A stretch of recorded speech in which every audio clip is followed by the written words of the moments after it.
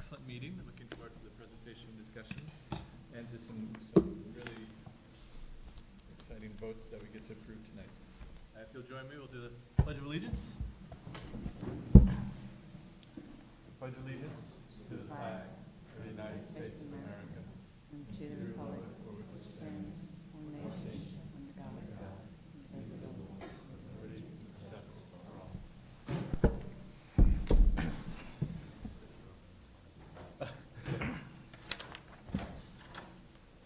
All right. We missed the upgraded pledge. the sheriff. Did you find it? Oh, no, Yes. we're missing a person. Yeah. No, we're missing Catherine, so I got one. Yes. Who would take? So we don't need to have a motion to accept the agenda, but I think we should, right? Yes. Can I get a motion to accept the agenda? So moved. All in favor? Oh, is there a second? Second. Okay, I missed that. so Brian and then Maura. All in favor?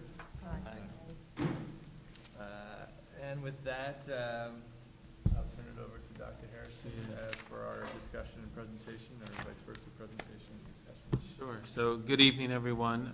Certainly want to welcome everyone, trustees, community members, and of course my colleagues.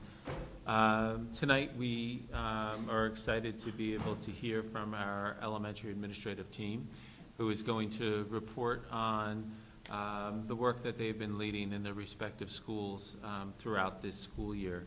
Of course, none of it's possible without the talented leadership that we have in each of our schools, the dedicated and talented faculty and staff, and of course the support of the board in our community, which gives me the entry point to be able to thank the community for their support on Election Day and the vote, and to congratulate Mr. Hanna and Ms. Proper on their election, and certainly Aaron, congratulations on a well-run campaign, and we look forward to your participation in the years to come. But that said, there's lots of good news tonight. Not only do we get to be able to reflect on a year of productive, meaningful work at the elementary level, to reflect on a good budget, but the board will also be authorizing a contract with our faculty association. So we really feel like we're starting to close the year off on some real positive notes here.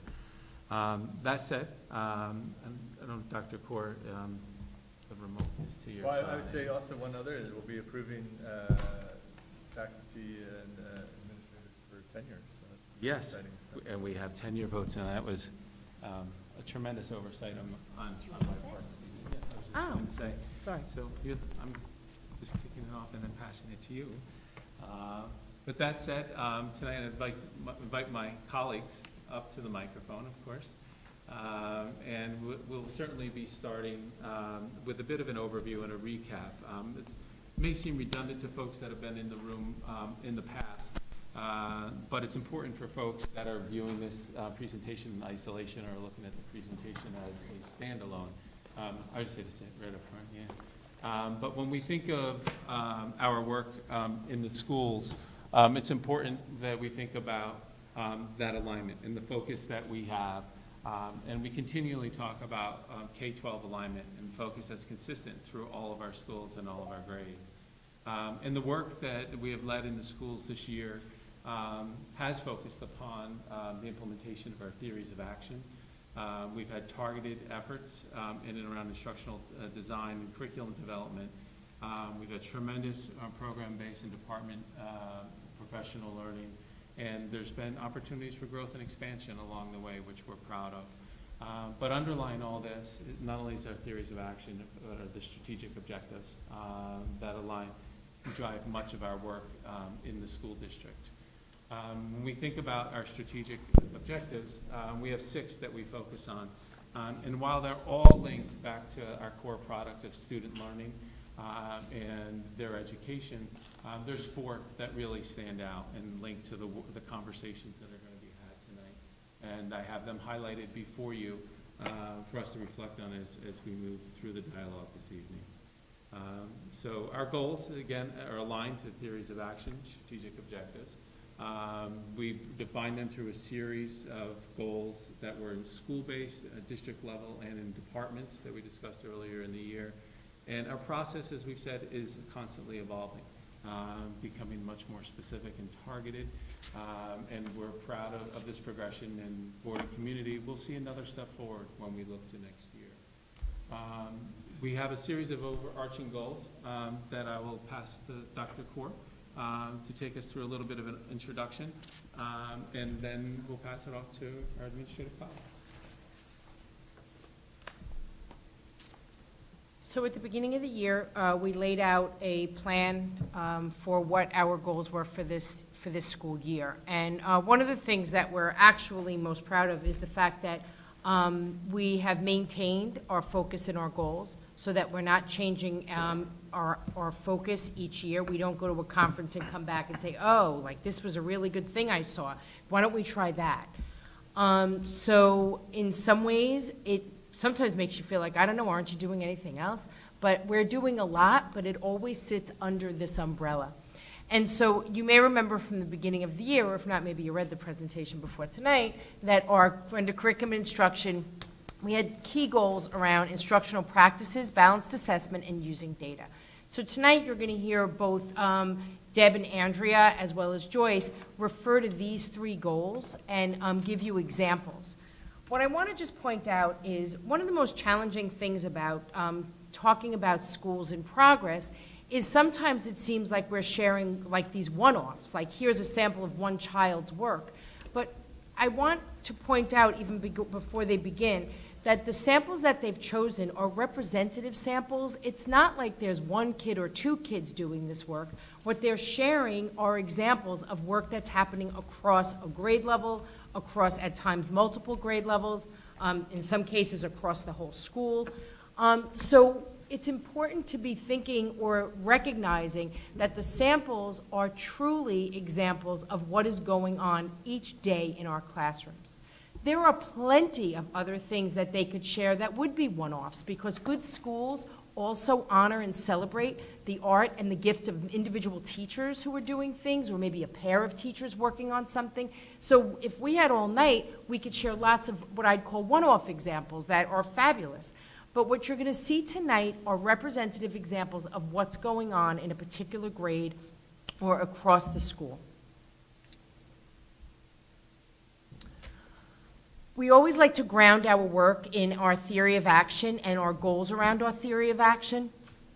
If we provide students with rigorous, authentic learning experiences rooted in a comprehensive curriculum, then they will acquire the knowledge, skills, and dispositions of successful 21st century learners that will prepare them to thrive in a rapidly evolving global society. We never lose track of this. And when I say never, I mean never. Every single day, our building leaders have this in their heads, and their goal is to ensure that through those bulleted items below, that we continuously work to make that the priority for teachers and for the work of our students. Our second theory is about professional learning, and we are very proud of the fact that almost every single teacher in our district is engaged in some kind of professional learning, some to a greater degree than others, depending on maybe new standards, new assessments that are being rolled out, new implementations, new initiatives. But professional learning has been the priority here for the last 6 years, and we continue to grow and consider how do we refine our practice, how do we support teachers' individual needs, as well as the goals required to meet that first theory of action and set of goals. And then our last theory is about the systemic approach of classroom observation, collecting data. Again, it's an area that we're very proud of. I would say, and I could actually look to Andrea, you know, anytime a new administrator joins our team, I would say it doesn't take them long before they just comment to say, wow, I can't believe what a cohesive team you are. I can't believe how every school is on the same page.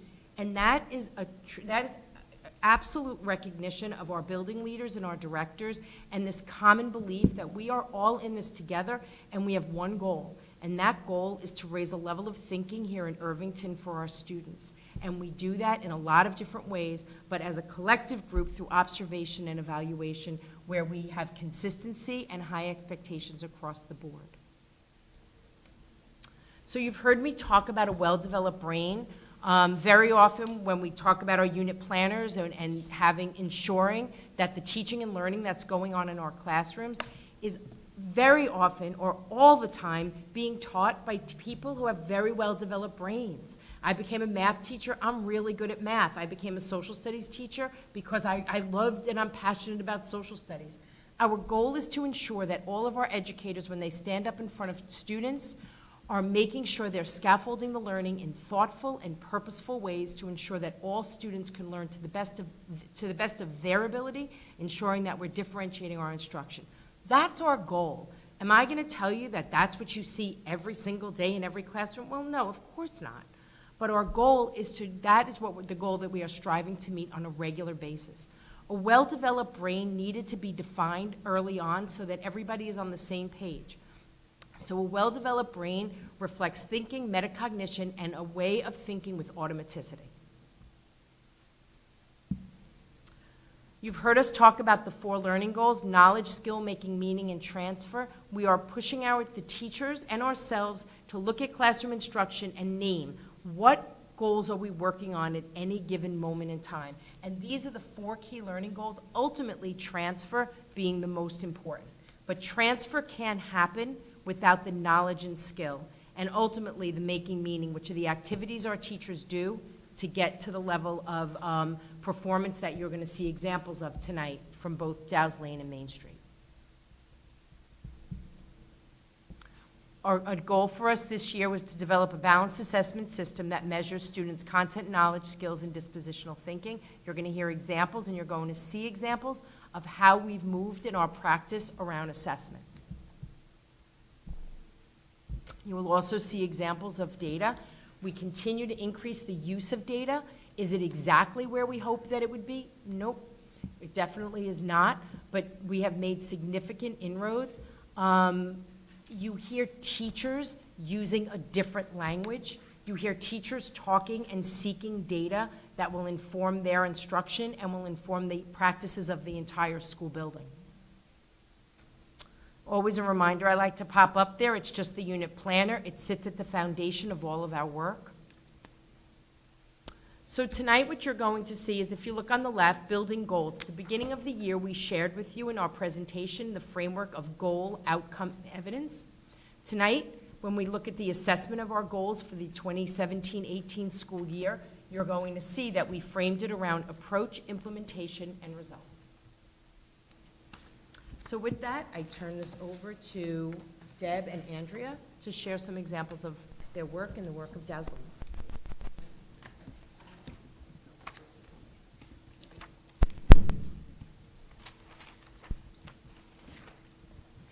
First of all, thank you so much for this opportunity to share the amazing work that's going on at Dow's Lane. I would just like to start by highlighting something that Raina shared. The focus of our work at Dow's Lane has been in conjunction of a partnership between looking at student work and examining the tasks, the way we design our tasks, so that we're really looking at the thinking that we want students to engage in as a result. So Andrea and I, sorry about that, in partnership with our coaches and the work that we're doing across the building, this work is a celebration of our teachers. It's an opportunity for you to see their work in action. We have the honor of leading PD with our coaches, being in the classrooms every day, supporting teachers to try new things, to take risks themselves, and to be metacognitive about their own teaching practice. So I say that in gracious recognition of their work as we share what is a result of our work today. So our first goal is around instructional practices that elevate student thinking and understanding. Our commitment to that each and every day. Our outcome being that there is a deeper understanding and application of their unit planners. So when we share with you examples of student thinking and student work, that is a direct result of the examination of our unit planners. When we think about, as Raina said, the knowledge and skills, how we are creating opportunities for students to make meaning, and ultimately looking at our assessments, the stage 2, to really reflect deeply. Are students producing the thinking that we want, that we yearn for them to do? And that is sometimes we can say no. When we go back to our unit planner, we can, in all honesty, reflect and say, ooh, okay, that assessment wasn't exactly where it needs to be. And it has been quite a journey to see teachers come together and have discussions about, okay, so what do we need these assessments to be, and what opportunities do we need to give students in the classroom each and every day? So as we share that work, we will connect it back to you, but ultimately, it is around this fostering of inquiry, creativity, and deeper levels of thinking. So the first highlight is around the approach of a consistently implemented balanced literacy approach for reading and writing. I'd like to start by framing that for you a bit in the work that we did at Dow's Lane this year. Balanced literacy is a framework for teaching readers and writers. Under the umbrella of balanced literacy, there are other approaches. There's a multitude of approaches that teachers can kind of choose based on the experience that they want to provide, the needs of their students, as well as the variation of the different types of reading and writing activities. For us this year, we really created what we called some polishing professional development, because to say that teachers don't know what balanced literacy is or workshop model, that's really not true. So they know what it is, but what we wanted to do was to polish it, to create a shared experience of staff, to examine our own practice and beliefs around balanced literacy, to really lay a foundation of a common set of terms that we're using in our classrooms when we speak to each other. And we chose to specifically focus on workshop model as our entry point this year. And we launched this work with our whole staff. And specifically under workshop model, we chose to focus on conferencing, those one-to-one opportunities to really engage students in discussions about text, whether it's text that they're reading or their own text. Specific work we did around the creation of what we call tight mini lessons to really design explicit instruction, as well as this mining of text, how we use text in our classrooms each and every day. What we're hoping to share with you tonight are two examples of how this deeper understanding of text, through questioning, through student-student discussion, how we designed our instructional tasks to provide those opportunities for students not just to read or not just to write more, but to engage with text at a deeper level. This results in greater levels of thinking, from inference and synthesis to drawing conclusions, to be able to use text to support their thinking, even at the kindergarten level. And all of this is really about helping students connect prior learning so that we can scaffold their learning to the next level. So the two examples, and as Raina said, these are not one-offs. These are examples of some really amazing work that's going on in our building. Kindergarten, this is one example of some amazing work that's been going on as a grade level, and we call them reading play dates. How fun is that? Through the work of our coach, Nancy Deacon, as well as some direct work with Andrea and I, it really is about helping kindergartners to learn how to question text. So designing it to be a reading play date. So just when we want our children to go out and have play dates and engage with each other around at different activities, how text could actually be just as amazing and fun as blocks or any other center that's in the classroom. So what we shared with you is an example of a modeling of a reading play date where students are learning how to engage with text, because that's what we're there to do for them, through modeling, through trying it, through then teachers being able to observe and listen in on student conversations. One quick example that we captured was a student sharing, after reading a nonfiction text about lions on their own just right reading level, that lions see very well at night. That is when they look for food. Now the teacher modeled for them, it's important for them to see well at night if they are hunting, but why else would they hunt at night?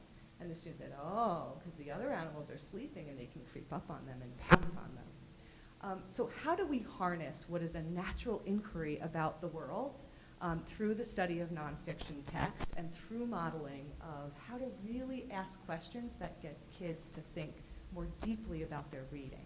And it all goes back to some really basic questions of why. Why would this be happening? And teaching them how to engage with each other, so it's not just teacher to student, it's student to student. Another example now, fast forward 3 years later, where our kindergartners are now third graders, and we want them to engage even more deeply using multiple texts. So this was an example of work that came out of our persuasive reading unit across the grade level.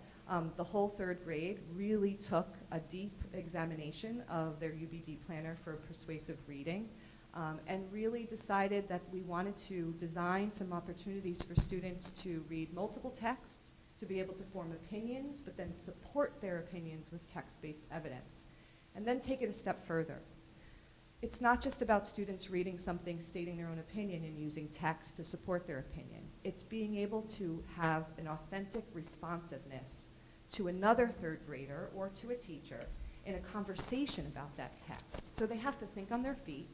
They have to really deeply know what their opinion is and be able to support it and listen to each other in what we would consider an authentic exchange. So this was after students did reading of multiple blog posts around zoos and whether zoos should be allowed. And they were posed a question, should zoos be legal? Should they be allowed? And what was so unique about the instructional design of this opportunity was the fishbowl debate model. So what you see are children sitting in two circles. The inner circle were the students that were the speakers for the day. All the students had read the 2 articles, but the inner circle were the ones that could speak to each other and engage in an authentic discussion. They're not raising their hands. They are giving and taking, and they're posing their text-based evidence and their opinions. The outer circle can't speak. They have to listen. The amount of coaching that went into what it means to be a listener was probably one of the most powerful pieces of this exercise. To be able to listen without speaking is a really hard thing to do. What was even greater unique was the fact that 5 of the students in the outer circle had a Chromebook open to a class blog. And they're listening and they're able to type right on the class blog their reactions to the discussion that the inner circle was having. And it was after this discussion that the teacher puts the blog up on the screen, which was right behind the students, and anyone can speak to the comments that were made during that time. We're talking about 8-year-olds engaging in what is a sophisticated, adult type of authentic discussion where the text is what's grounding them, and it's the experience that is creating this class community. So just a quick snippet was a student, and you can see it's an exchange between 3 students in the center of the circle. Some zoos can be allowed because they have created spaces that look real. The student responded, well, animals are suffering in zoos because they're not free. The third student agreed with the first student and said, some animals are not in their natural habitat. And then the second student said, yeah, but in your natural habitat, animals can't be free.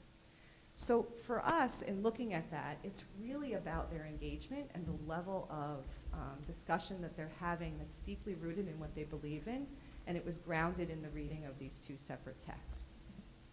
So we share that as an example of things that are going on across our building, and now Andrea's going to share some work around social emotional learning.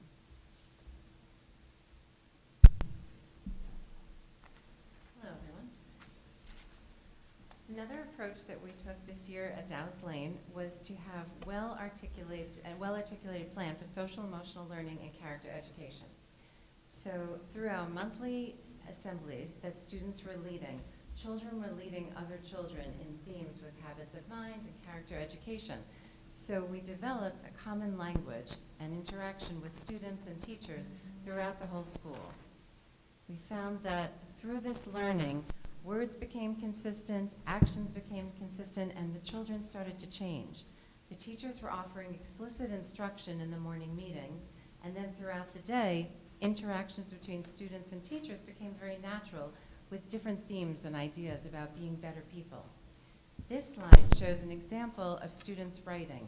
It's a little hard to see because it's written in pencil, of course, but we've got 2nd grade writing, and the one on the left was done before they read this book, Can I Tell You a Secret? We had common text that every class in the whole building were reading, and the students were writing about the ideas and the themes like persistence, and then reading a text and responding to it.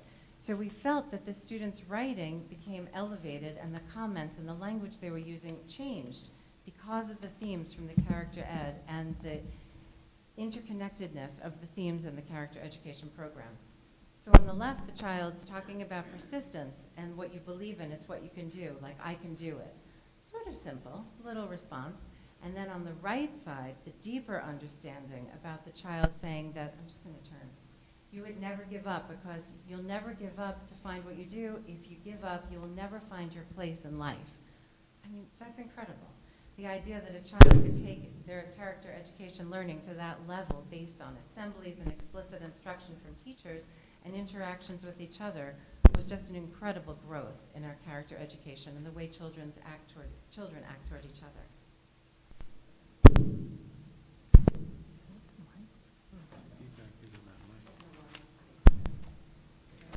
I don't know where that just keep going. Yeah. Sorry.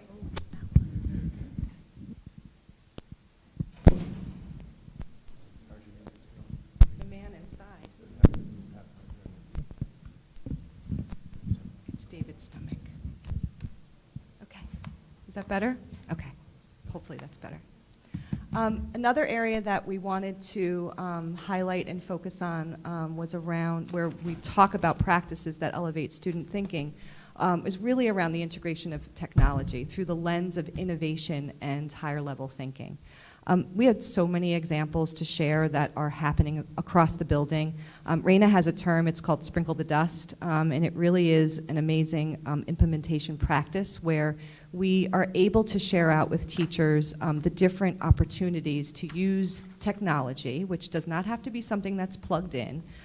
Innovation is also around this design thinking process. And how do we design opportunities that are embedded and integrated? They don't feel like an extra. They feel like they're connected into our daily practice. So one of the things I would share with you when we talk about this approach, much like the work that we did around balanced literacy, was that we began to mine the staff for some passion and experts around in our own building. And through the work that we did at some professional development sessions, we took some actual teachers and we turned them into some facilitators of practice, and we got into each other's classrooms and we saw these things in action. And what happened was teachers taking risks and trying some of these new innovations in their classrooms. So as a result of this approach, we saw the implementation as an increase in experiences with Genius Hour, Maker Thinking or Maker Space, STEM challenges, PLTW, and the active use of tools such as Flipgrid and Padlet. And Flipgrid is where students can do a 30-second to 3-minute video of themselves. And Padlet is this really neat application where you can make inanimate objects speak. And they can use different types of, I don't know what I would actually call it, application tools that they can change the way they present. And it can really help them think about what message they want to give to their audience and how that they will communicate that information. And certainly Google Classroom as a platform to kind of break down the walls and move desks without moving them so that kids can be collaborating and interacting. Even at the first grade level, students are using Google Classroom. So it's twofold. It's really around student engagement, but it's asking them to think more deeply about how they present and how they collaborate. It requires higher level of inquiry and collaboration. It's this direct implementation of the design thinking process to explore, ask questions, model, evaluate, and then a really important one is the explain. And then what we are so proud of is how students are self-reflecting. And it's an application of the habits of mind that Andrea just spoke to. Habits of mind and character building can happen explicitly, but it's also happening across our day and across our school, where students are actually transferring these ideas of persistence and self-reliance and striving for accuracy, and they're learning about it through literature, and they're learning about it through morning meeting. But when you hear a student self-reflect on their Genius Hour project or a STEM challenge, and they're using those terms fluidly. So 2 examples that we would love to share with you is certainly as a result of Maker Thinking. This was through the work of the IEF and their partnership with us to bring this Maker Thinking model to classrooms in our building. We had the opportunity to engage first graders in the design thinking process to design structures and circuits. First graders kept journals and reflected on the work that they did. And it really was an opportunity for them to engage in this collaborative process. We could have shared 15 different pictures of kids using the robots, coding, creating structures, other types of things that they did was creating out of recycled materials, and then certainly some of the more explicit work around creating circuits and being able to use some purchased items for them to put together in ways that they wouldn't have that experience elsewhere. Genius Hour is an approach where we give students an opportunity to apply design thinking to a passion that they have. And the projects in Genius Hour across the third grade range from, as you'll see in this quick clip, around creating their own foosball machine, which is what kids love, and they create it out of recycled materials, to creating things that would help their class, to a cause, to really thinking about themselves as members of a global community, and how can I make this world better? And how can, through Genius Hour, I can actually think through some fundraising and some innovative ideas of how to help other people in the world. So can I just have, if we could click on the Genius Hour?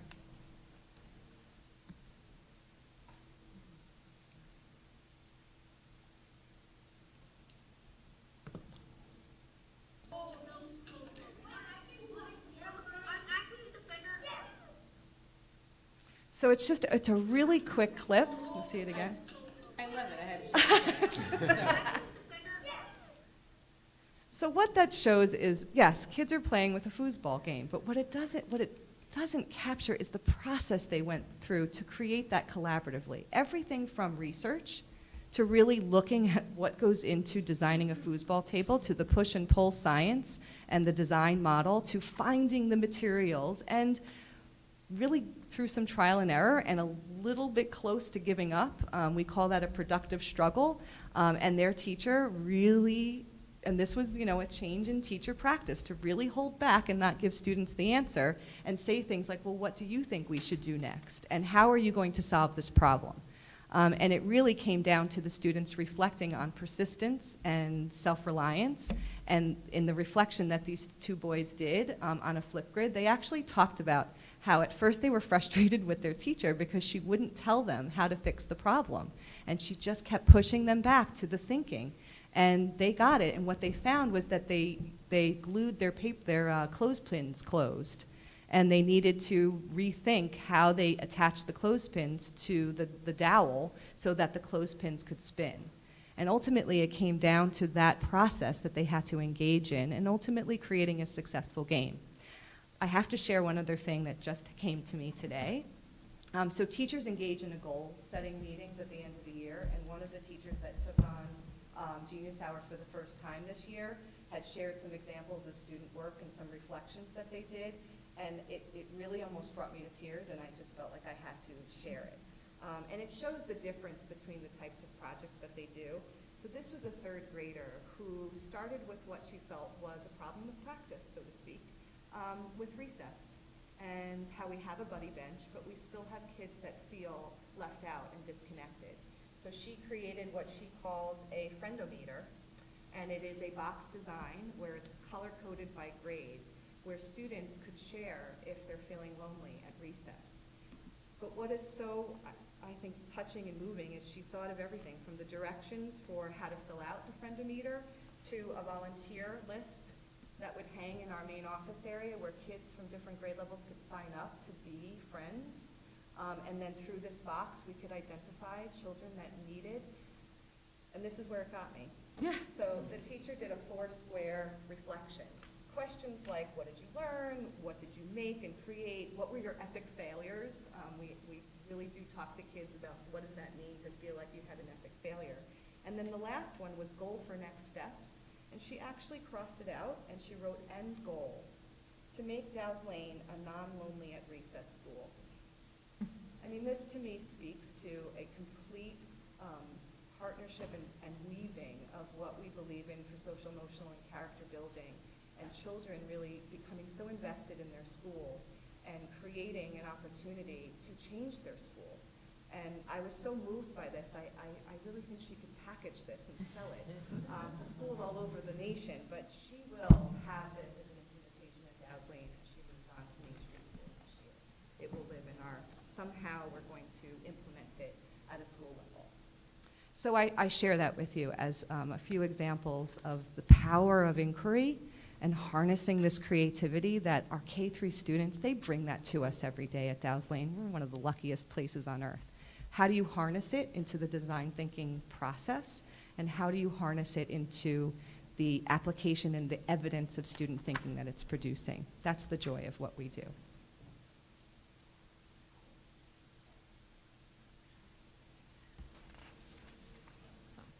Another goal we're going to talk about tonight is how we try to develop a balanced assessment system to measure students' thinking about knowledge, skills, and dispositional thinking. In other words, how do we know? So at Dow's Lane, we try to come up with a common understanding of balanced assessments. Using our UBD planners, teachers worked with our coaches, Christine and Nancy, and Deb and myself, and we talked about the assessments we give. Assessments that we've given in the past and what we could do this year and what we've done. Here are some examples. Our implementation was in collaboration with all these people. We looked at everything we were doing in teaching, and we looked at our assessments and how we could know if children were learning and how we could help children best reflect on their practices as learners. And we wanted to try to use that self-reflection to help them grow as learners. So in our examples, here are 3 examples. The first one on the left is a Post-it note chart from a 3rd grade class, and it's a T-chart showing what was challenging and what was doable. The Post-it notes are actually the children's self-reflections of their own work about decomposing numbers in math. So the children had to assess what they were able to do and what they found was still challenging in decomposing numbers. So this was a metacognitive strategy. This was students thinking deeply. How was I doing? What do I still need to work on? On the right side, on the very top corner, you have a literacy rating scale. So students were rating their own performance in literacy stations around the classroom, and they would give themselves a score, and then they would figure out, what do I still need to work on in this practice, in this area of literacy at that station? Again, self-reflection, metacognition, students growing as learners and self-monitoring themselves. The larger one in the center was a self-rating scale and a partner rating scale.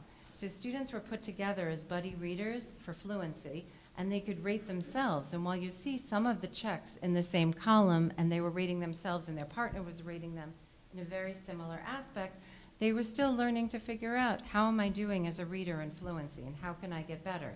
So again, they were assessing themselves instead of just a typical old-fashioned teacher assessing the child. This was much deeper thinking and much more metacognition of our students and their own skills.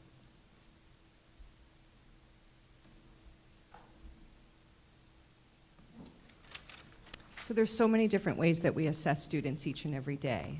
What Andrea just shared would be the self-reflections, this formative type work where we're coaching students on how to self-reflect by using criteria. So one of the other things I could just point to in the other slide on the middle piece, and it was a little unclear, but you can see that there's criteria areas. So the design and what would be really rubric criteria. When children are self-reflecting or they're self-assessing a peer, if they're self-assessing or assessing a peer, the work that we did this year was not just on a scale of 1 to 5, how did you do? It's deepening it to use what we would consider criteria. So for these students, their criteria, and it's unclear, was some of the things like expression, speed, and smoothness. So when we look at prosody, when we look at fluency, how do we break that down into student language type rubrics? And this is an example of some of the work, this is an example of something we did for fluency, but really one of the areas that we looked at this year are student use rubrics. And how do we get students to self-reflect unless we're coaching into what those criteria areas are, and so that they know how we're assessing them. And that's the beauty of having these types of criteria set rubrics, is that students actually know what they're being assessed on. If I shift now to something that feels a little more formal, and that's where we've done amazing work this year in our 2nd year of implementation of Ames Web Data. So I'll go to the approach, which is the use of this data to inform and drive instruction. How we did this was twofold. One is really looking at the Ames Web Data, the criteria areas, and then also designing what we considered our benchmark assessment criteria data points for fall, winter, and spring at each of our grade levels. So it wasn't enough just to have the AIMSweb data. And the work of learning what that data can provide for us in terms of learning about our readers, looking at the different subtests, and that was some of the work that we shared with you at one of the last board meetings, was really looking at the subtests and how each subtest gives us a level of information diagnostically about students as readers. This year, across the year, we now harness that data to say, okay, how do we put that data together in what we would consider a way that we can create benchmarks, we can decide which students need extra help, we can also inform practice in the classroom, look at patterns and trends across a class, look at patterns and trends across a grade level.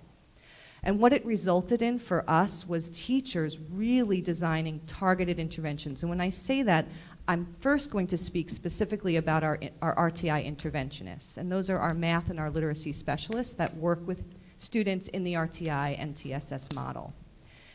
When we make a decision to pull students out of authentic instruction, that's a big decision that we're making. And if we're going to pull them out, we want to make sure that we're pulling them out for a very explicit reason. We want to be targeted. We want to make sure that that instruction is progress monitored so that we know whether our children are responding to the intervention, because our goal is always to get that child back into the classroom, back into authentic instruction, now with a skill set that maybe was weak, maybe it needed more time, maybe it needed more attention, always with the goal of getting that child ready and back in their classroom to access their learning, which is happening 85 to 90% of the rest of the day besides their pull-out service. It's also providing teachers with the skills to be able to progress monitor. This is new for teachers. Progress monitoring can feel scary. And how do I know that I'm assessing the right skill? How do I know that my assessment is matching? And AIMSweb has provided us with an amazing tool to do this progress monitoring, because within each subtest area, they can access very quick 1 to 2 minute progress monitoring little quick tests. They're designed to be formative, they're designed to track progress, and they're designed to inform us on whether our instruction is meeting the needs of students.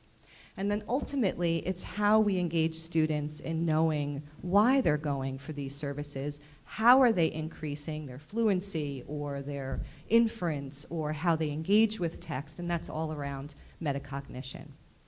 So similarly to how we've evidenced this in the past is that we have now a multitude of ways that we look at it.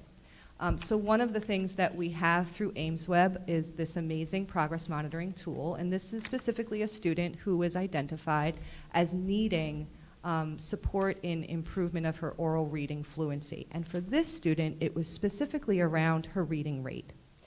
And where we shifted instruction was that we don't really have the power to say, you're at a good reading rate, you're not at a good reading rate. Because what we believe is that every student reads to their just right rate.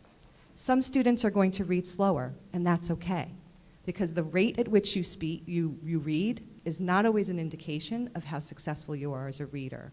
So what we've been doing for these students is really coaching them to understand about their just right reading rate.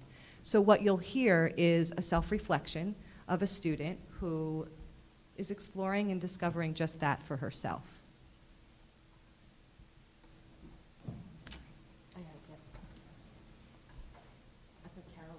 I thought so. Right at that second, I thought, right, Carol's gonna do it.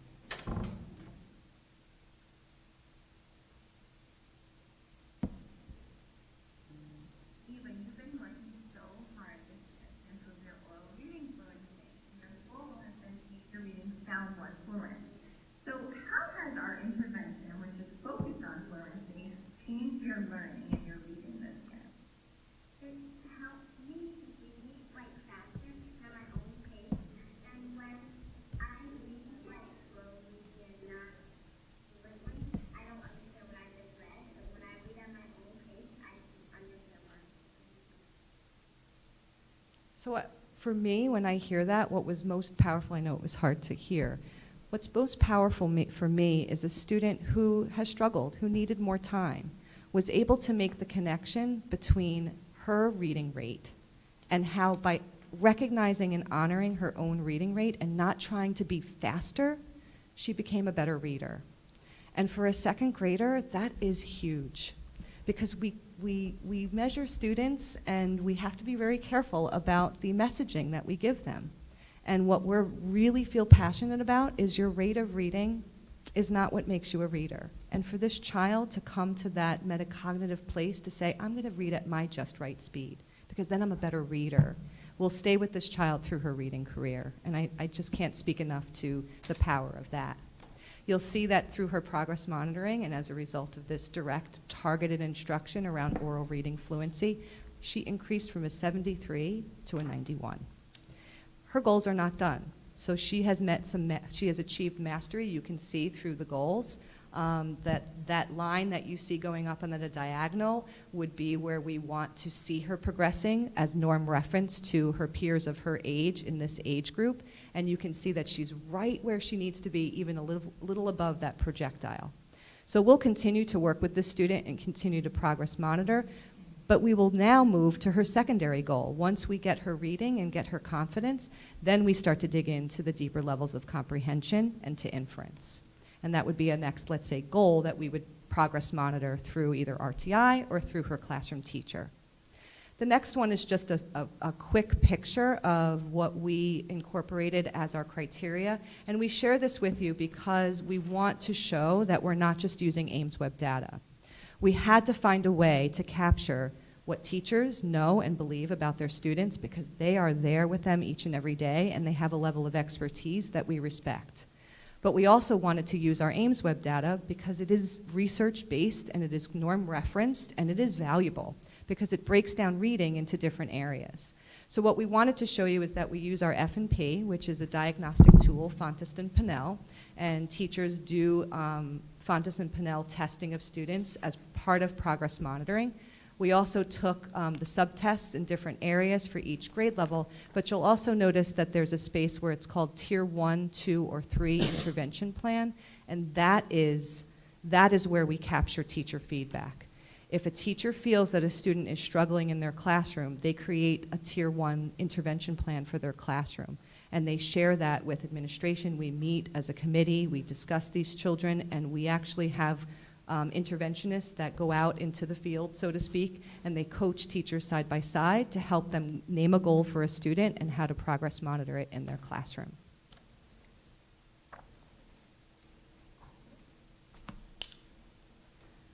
Another thing we did at Dow's Lane this year was to use quick writes and on-demand writing with our students using the 6+1 writing rubric and trading traits to analyze student work. So teachers and our coaches and Deb and I analyzed student work and their quick writing to see how students could improve as writers. And the students grew, and they grew. And we saw the presence of the most incredible changes in writing. These examples are from our first grade classrooms. This is children's writing about nonfiction. And as you can see, polar bears are fuzzy as soft blankets. Polar bears are like white snow. On the other side, we've got horses are as fast as race cars. Horses' manes are as soft as stuffed animals. Horses are as fun as a new toy. Horses are as hungry as wolves. Horses are as popular as a movie star. So in the past, nonfiction writing might have been a few facts about a topic and a student looking at some books. Now we're using similes and voice, and our students' writing has really changed throughout the year. We're analyzing the student work and incorporating it into our writing instruction across the grades. We've got second grade. Now this one is from the same student. On the left, as you can see, it was very brief in the fall. This child wrote about a book, Bunnicula, short, simple, and over time, with the use of quick writes and writing that teachers analyzed and looked at the student work, the one on the right shows the child's growth in writing, and it shows great qualities of writing, the fluency, the voice, the sentence structure. This is all specific examples of how the children's writing has grown through this work throughout the school.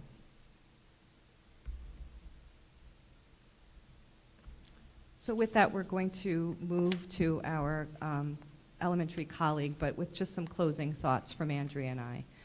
As Raina shared, we're very proud of this work. We're very proud of our teachers, and we're ultimately very proud of our students. The work that we've done to dig back into our initial goals around really analyzing our instructional practices is directly connected to the use of our UBD planners. So I don't want that to get lost in this work. The amount of time that teachers spent reflecting, looking at student work, it was their entry point, and really being able to reflect and do the hard work to redesign. It's just a taste of where we can see shifts in instructional practices across our building and opportunities for students to really raise their level of thinking, opportunities for meaning making, as Raina shared, and ultimately our goal around transfer and how students are starting to make those natural connections through authentic instruction. So we thank you for this opportunity to share. Thank you. Should we- Yeah, okay. I think if that's all right, just because, That's fine. Yeah. Yeah, sure, while it's fresh to while it's feel still the fresh. questions. Yes, sorry. So I think there's a desire to ask some questions. Would you like to ask a question, Laura? I'm happy to start. So particularly about the Ames Web system, forgive me because I feel like we keep coming back to asking what may seem like beginners questions here, but I guess that there are many parents who might feel this way when they hear about the systems being used. So I was looking for a little clarification on when you talk about the evaluations that are a part of Ames Web, and then you talk about other benchmark criteria. Are those benchmark criteria that you're using or that we might be looking at in our child's work separate? So something like the 6+1 writing traits is something that's separate and is a part of everyday teaching. What's happening in Ames Web is only for a subgroup of kids, or is it for all kids? So it's all children. So it's the purpose behind each of the assessments, and I think it speaks to the balanced approach. So Ames Web is designed to be a benchmarking tool. So what it does is for reading and math, it's 3 times a year. It's a norm reference test with a series of subtests depending upon the different grade levels. So I just want to make that clear too. Every grade level is different, and there are different subtests that are delivered at different times of year. But it's designed to be a benchmark, meaning it's designed to progress monitor in specific subtest areas that is research-based to create, well, not a profile for a student, but it breaks down their learning in reading and math into things like number naming fluency, oral reading fluency, phonemic segmentation, and reading comprehension. For math, it breaks it down into number concepts, application of concepts, and then at the earliest grade levels, it's number naming fluency and some what we would consider some fluencies around computation. So I share that, it's probably just a lot of jargon, but it's not designed to be used as a daily assessment tool. The progress monitoring piece of it is because we are pulling from that information, which we give to every student across a grade level within the same window of time. We're culling from that information, from that data, the identification using our criteria for students that may need more time. They may need more support in these areas. And what it has helped us do is to really glean, where we're not just pulling 5 kids from every class, we're pulling those certain specific subtest areas so that an interventionist can work with students on a common goal. 6+1 writing traits rubric is aligned to the standards, it's aligned to our report card, and it's something that we're exploring on every grade level to really elevate its use into daily instruction. Instead of waiting for a summative report card or a summative project that we want to assess, it's really being able to use the 6+1 writing rubric every time students do writing and every time we're looking at student work to inform our instruction. And that's the shift in the practice. So the rubric's not new. Teachers have been using the 6+1 rubric for a long time. What's new is that we're bringing it to the surface in daily instruction, and we're actually trying really hard to break it down so that our students at this earliest level can understand what this rubric is asking them to do and how they're being assessed. And that's one of our goals, is to really use this as a student-created or student language rubric so they know the criteria in which they should assess themselves and that we're assessing them. There are other assessments like Fontes and Pinnell, which is separate from AimsWeb, which levels students into the levels of reading. You might hear they're a level D, they're in a level M, and Fontes and Pinnell gives us an amazing resource for what students should be doing at that level, the types of questions we can ask them at that level, and how do we move them to the next level. So it's really an instructional tool that we use to teach readers. That answer your question? Can I piggyback on that really quickly before the opportunity goes away? Go ahead. Just, do you, I know that the Fontes and Pinnell and the AimsWeb can be aligned to one another. Is that in the works to think about how to? So that's a really interesting question. Probably, we did some data dives on this year through with our instructional leaders and really looking at actually the triangulation of foundations data to F&P to AimsWeb in certain subtest areas. So I would say that's a really great question. We're looking for where the alignment is and looking for, yeah. Yeah, you stole that was my question, Sorry, but also just in terms of the AimsWeb, you have 3 check-ins over the course of the year, and I understand, it's looking to target those students who may need extra support so that we're finding those students. But is it also looking at the rest of the population to say, okay, this child went from 80 to 82 to 84, but the rest of the class went from 80 to 90, so they're all at a good level, but maybe not moving as far? Or is it just trying to pick up the kids who haven't hit that level of proficiency yet? So it looks at every student according to a norm reference of where their projected progress should be. So every student, actually, if I were to look at a full profile of a student from fall to winter to spring, it actually has them all on that same projectile where we can see which students are achieving above their target line, which students should be and have fell a little stagnant. I think it really has the potential to be a very powerful tool for all children, not just children that need more time and need more support, but for those students that are in those highest percentiles, that we want to look at their progress as well. And how do we keep moving them on that projectile when they're meeting grade level standards? They're doing great work, but how do we move them forward as well? And has that been happening, or is that kind of phase 2, or? I would say I think in some classrooms there's been some real interest based on the students that are in the room. It's a goal for sure. I think that if I could share an example of the summer work that's going to happen with our math coach and our group of teachers who are really going to look at how they raise the level of student thinking and engagement in math stations, specifically looking at how we create opportunities for those highest level learners to really deeply engage through a stations model, rather than just looking at students that struggle, because we're going to continue to look at them as well. So I share that as an example of some exciting work.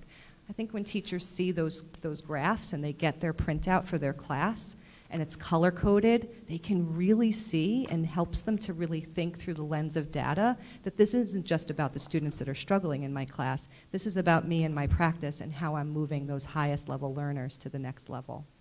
So it's exciting. And Deb, can I follow up on that too? Because firstly, thank you for the presentation. I thought it was very good. One of the things I do to prepare is look at the presentation you gave in September, and I also looked at the one you gave last year at this time. And so this AimsWeb data piece, you said it was in the second year, seems to be something that's new this year that you've added.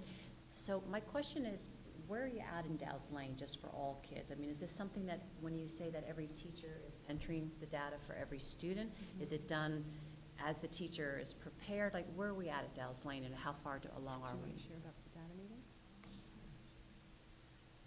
So at Dow's Lane, RTI and the AimsWeb process is in its second year, and all children are tested fall, winter, and spring as benchmarking. And then after the testing, our interventionists put together an incredible spreadsheet of all the children that are actually falling below what we found as the criteria. So gen ed students and special ed students that would have these points below in certain subtests, we would then talk about those students at a data meeting where every teacher comes through and we talk about them with an RTI team and what could we do for this student. And it's not just one test in one moment in time. There's a whole mosaic of the child. There's the classroom, there's the tier 1 intervention the teacher might be doing, there could be math module data, F&P as we talked about. So there's a lot of different facets to the child and what's going on. We even look at attendance. And then we would talk about those children, and if they qualify based on criteria, they might receive pull-out RTI services. If they didn't qualify, then they might get additional small group support from their classroom teacher.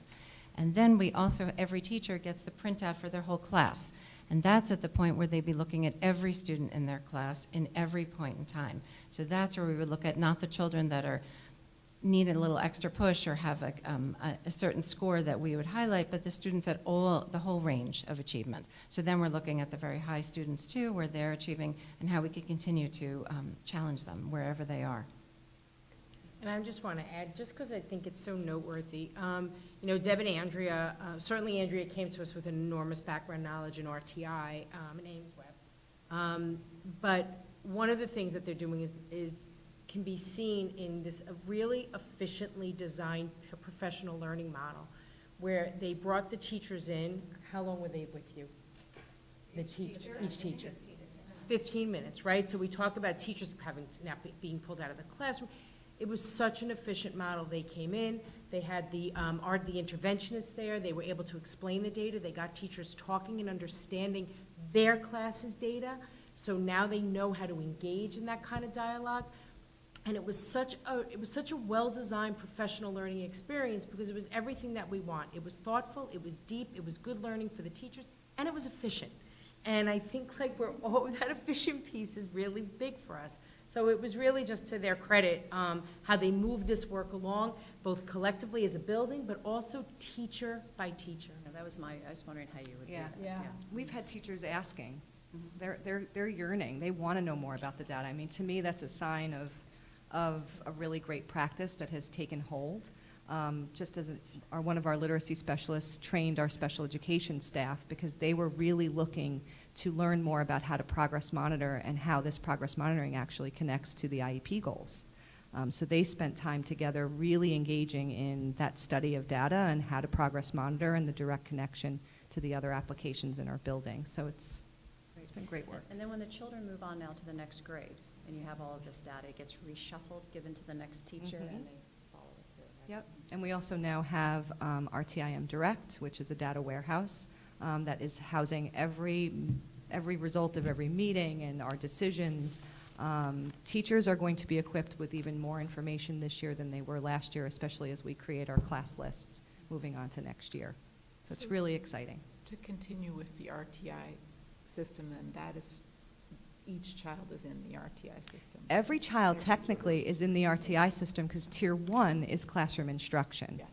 Yeah. It's when once a Tier 2, they progress to Tier 2, it's because a classroom teacher feels that that's not something that I can do within my four walls, and I need someone to provide that Tier 2 service.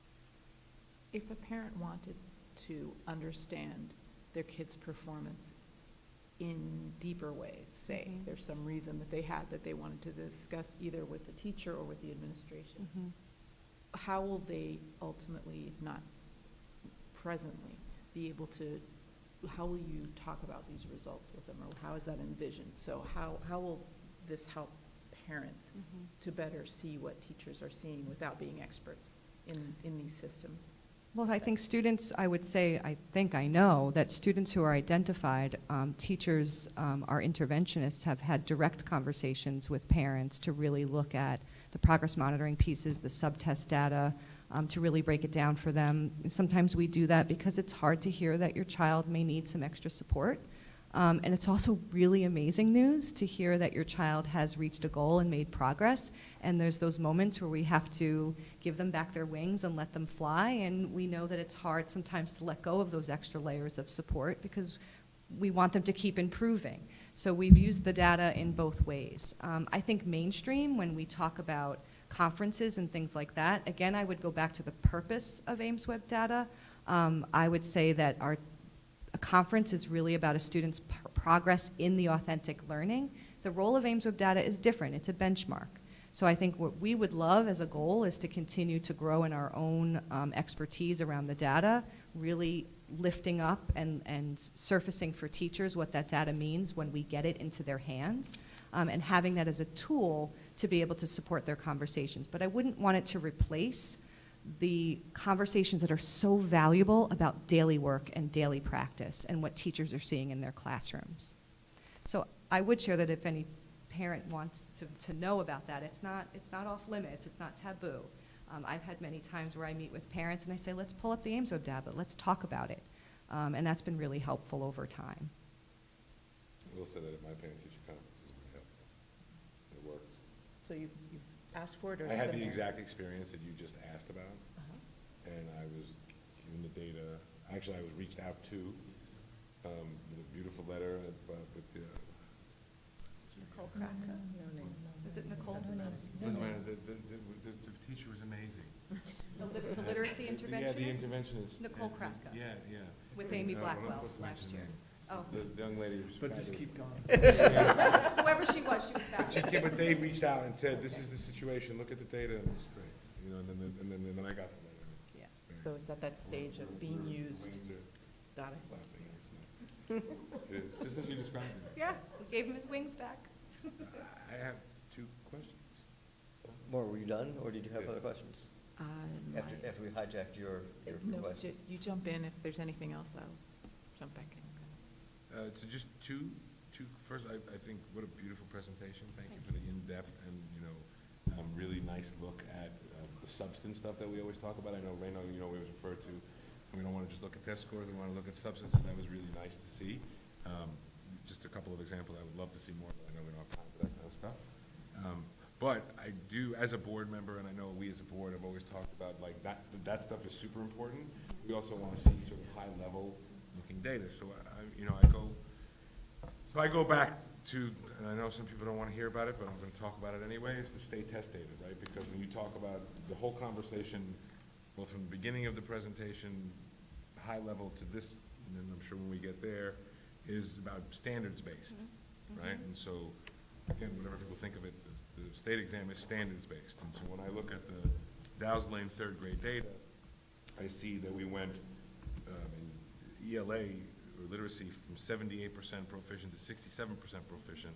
And so this, hence the implementation. And so I would love at some point for us to see, a way where we say, okay, so we're at 67%, we implemented this strategy, I know it's working firsthand. How does that, not necessarily do we see improvement, but how does it affect the improvement at that level? Right? Would be a really interesting thing to see, and it's not really a question so much as a thought about what might be interesting to correlate going down the road, in mathematics, because we're seeing a decrease for multitude of reasons, right, whatever they are.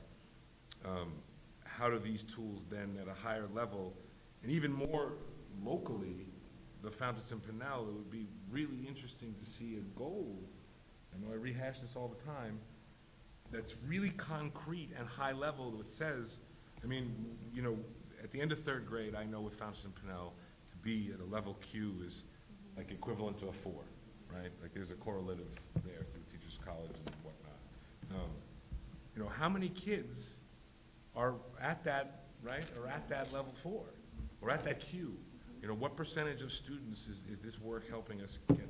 I would love to hear that at some point. That's my question, is what percentage at the end of this year students will be reading either, between the N and the Q level at grade 3, so that, when we think about kindergarten, first grade, second grade, and the depth of the work that you described. And then I guess my second question, or first statement, second question is, how did the teachers respond to the Socratic work in the fishbowl and relinquishing the control? So I think that when they see what the students can do, it's worth every nervous feeling that they're not being the direct instructor. It is a shift in practice to move from the role of direct to facilitator. It's trusting our students. It's trusting that the coaching that we do to prepare. I think I spoke to the amount of teaching into the design of a Socratic seminar or the design of a fishbowl is so important, because students need to know what the structure is, what the expectations are, and what we're looking for. I think we see our youngest students doing amazing things because we're setting them up for success, and we're coaching into what it means to be the speaker, what it means to be the listener, what it means to be a collaborative group, and what the purpose of the exercise is. So I think teachers are willing to try. I think we have some really brave, flexible thinkers on our staff. We're modeling every day the habits of mind that we want for our students. Do some still feel frightful of it? Sure. It's never easy to make change. But once we see what our students could do, and they're learning from each other. So one of the things I would say is just a powerful practice at Dow's Lane is that they like to watch each other in practice. They get into each other's classrooms. We go on learning walks. We gather as groups. We watch. We go in and we see. We had lab sites for the first time this year with our literacy coach to see each other in practice. That's where we move practice. Because to see it first and then try it in a safe way, Andrea and I don't go in the first time you try it. You're going to try it with a coach and you're going to try it in a safe way. You're not evaluated on it. We're not looking for what's wrong or what you did well. We really want you to feel safe to explore, to make mistakes, to sit in that productive kind of struggle that we want our own students to do, and to learn from each other. So I think we've seen some tremendous buy-in, and we've seen some tremendous excitement around new practices. And then some just kind of sit and watch from afar, but we'll get them. Actually, I didn't get my question, so before we go to Deb, if you're done. So I want to just go back to talking about some of the other experiences like Genius Hour, Makerspace. I think Makerspace is for the entire first grade? So that was something we learned from this year. So Makerspace initially as part of the grant was not going to be a lunch club. One of the teachers that originally was part of the grant came to me and said, I'd love to expand this. And through our own schedule, we looked at how do we bring this to students. So our current maker thinking, we didn't know how successful or how many students would want to do it. So when we did an initial call for how many students would be interested, we were overwhelmed with the number of responses. We started the club in January. So our goal next year is to launch that club in September and design it in a way where any child who's interested and every child who's interested will have that opportunity. I think this year we went into it thinking, okay, like we don't even know how big of a group we can sustain. And we started off with 12 to 15, and that was as big as we should make it. So we recognized there were some students that didn't get that experience this year. We know that when they move to second grade, they're going to have tremendous opportunity to experience PLTW and maker thinking and some STEM challenges. So yes, I would openly say that there were some children that didn't get the opportunity this year. I feel confident that we're embedding those opportunities and they will have them at Dow's Lane. But our goal is to launch that club in September, and we'll wind up getting 3 more full cycles in, where this year, because of when we started, it started late. And go ahead. In terms of Genius Hour, what's the participation looking like for that? So next year, we will have 6 sections of third grade, and every one of our 6 sections of teachers have expressed a commitment and an interest. Some of them are going into their 3rd year of implementation, some of them are going to be in their 2nd year, and we have someone that's going to try it for the first time. So that's very exciting for us. Through the IEF, we have some 2nd and 1st grade teachers that now put in for phase 2 of the Maker Thinking Grant based on some work we did with getting into each other's classrooms. So we're looking to expand to some 2nd and 1st grade teachers and then go from there as we build. I have, Go I'm ahead. sorry. Go ahead, while I flip through my notes, go ahead. Down the row, or you want to jump in? What? Do you want to go down the row, or you want to? Oh, I'm sorry, I thought you, I thought you were building and not questioning. Yeah, You no. go- I'm going to flip through my notes, you start questions. Just a couple quick questions. So the examples you have given this year, everything from the reading play dates and the student fishbowl to the ones that we were just mentioned, the Genius Hour, Maker Thinking, these are all newly implemented this year? So Genius Hour and Maker Thinking started last year. I'd say with every new practice each year, the level of student thinking increases because teachers are just honing in their practice. Reading playdates is new, and certainly the use of the Socratic fishbowl within the persuasive reading unit would be new implementations that would be reflected in their unit planners. Okay, and so, and therefore, so these instructional practices that you've highlighted, these are now here to stay? And are they expanding, or they stay within either the grade that you've introduced Well, something them, or like do they reading kind of- playdates is Mhm. really like a kindergarten Mhm. type of feel to it. Mhm. We won't call it reading playdates in first grade, but engaging in text and getting kids into partnerships and really looking at how they question text, that continues. It's that practice because we know how that directly relates to reading and being a reader. but we'll call it something different at a different grade level. Okay. Okay. And I guess the only other point I would emphasize, and I really do appreciate, and I liked having these examples because I know that that was new this year, and I also enjoyed the videos.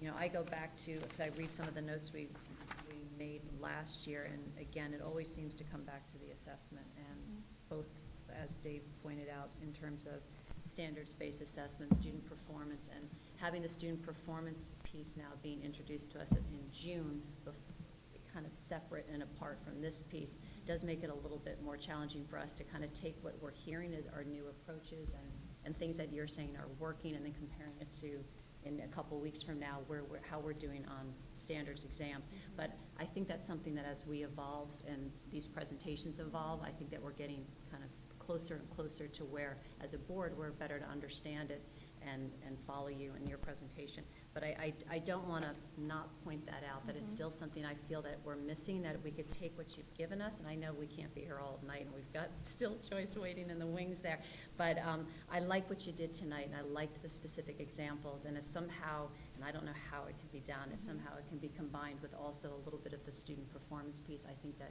for me as a board member, it's really all coming together, so thank you. Fair enough request. Can you go to slide, page 26? It's your graph, the Ames-Webb graph. This one? Yes, so you've charted like 4 different points of a particular student, and you have a straight line. Does that straight line represent the norm, the average of where students should be, or how is that created that this particular student is judged on? If I'm hearing, I just want to make sure I'm hearing, wish I had do we have a pointer? No. On this thing? Yeah, I think that one has. be careful, it's a mouse as well. Okay, so this is the goal line. So the double line represents where the child should be by this time of the year, and that goal is set by the teacher. So when an interventionist begins working with a student, they set the goal based on a study of their data and how they feel the student should progress. They set the goal. And it tracks from the first time we've done a progress monitoring and just creates that projectile. What you'll see is that during the first 3 sessions, or first 3 progress monitoring sessions, we saw that the student was making small gains, but what's most phenomenal is this, and this is what happens. Kids just take off. There's something, it's magic.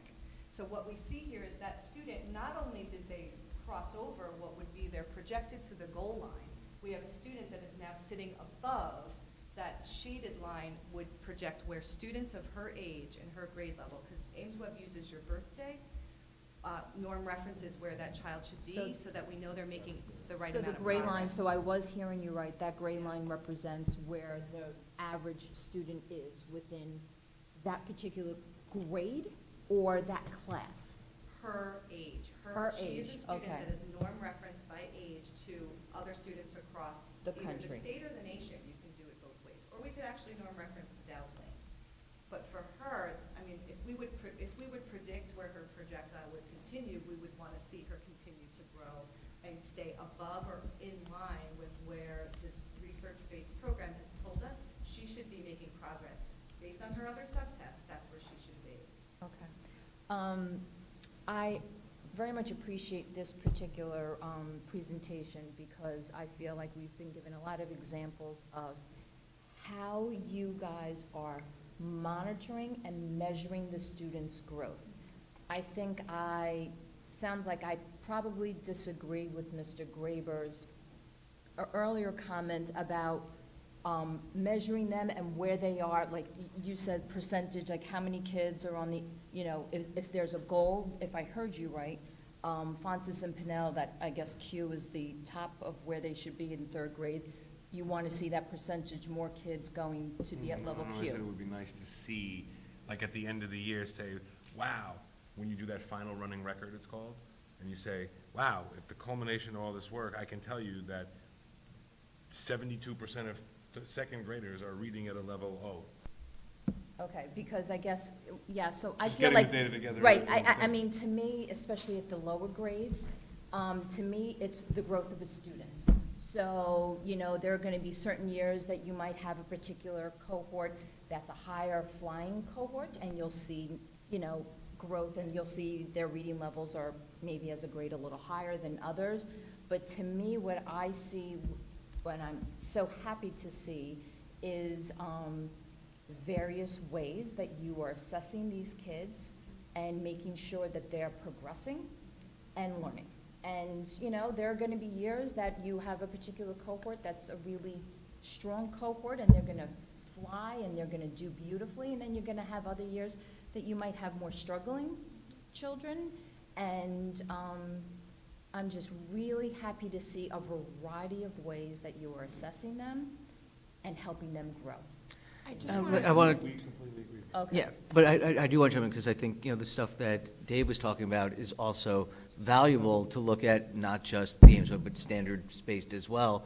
And it's not necessarily. I'm not just referring to Ames Web, I'm talking about, I mean, there's clearly other ways that they are, There are other ways they're monitoring. doing, I think, individual assessment, but I still don't think we have the, you know, picture like Dave was talking about in terms of where, as a grade, they're sitting on Faunus Pinnell or other assessments. And it doesn't have to be that our target shouldn't be we want X number of people at what percentage, but it's, you know, in second grade, the average student was at L.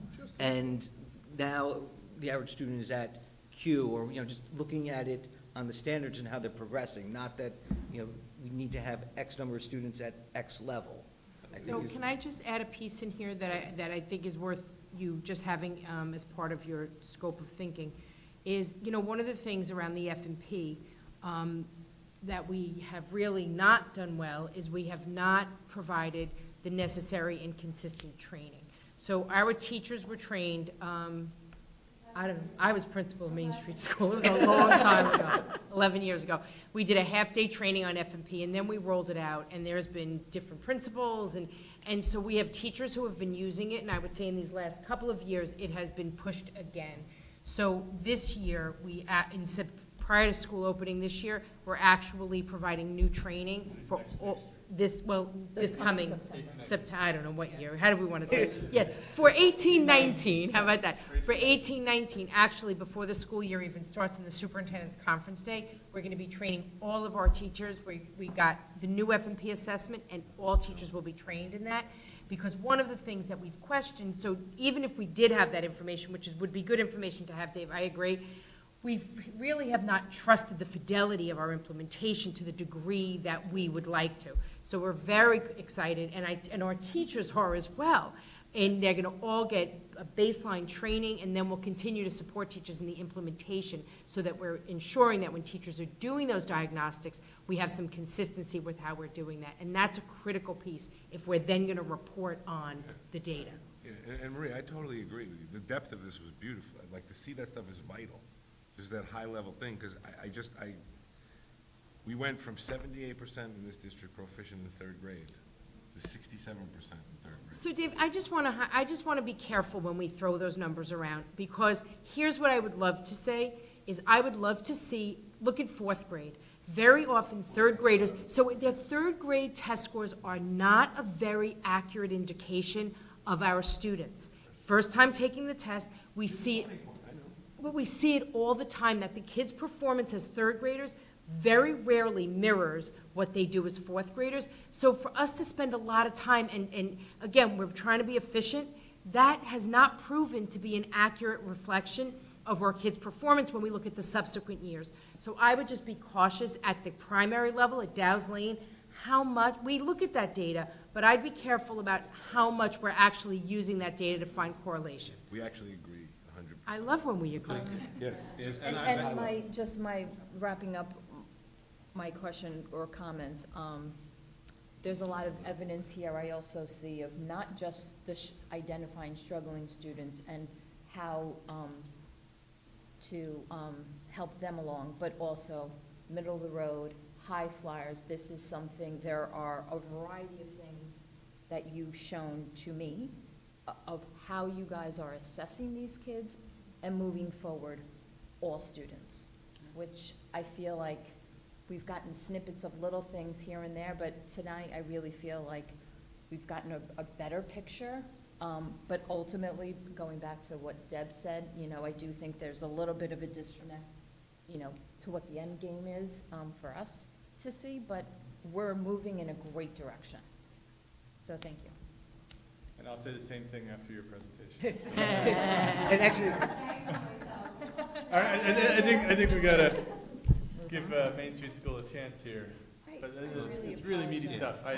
I was saying to Dr. Harrison, I read it first Friday night after a 12-hour workday, and it's so meaty. It was like, oh my God, am I gonna get through this? Michael. But it's so. Michael, one more question at the end. I've got one more.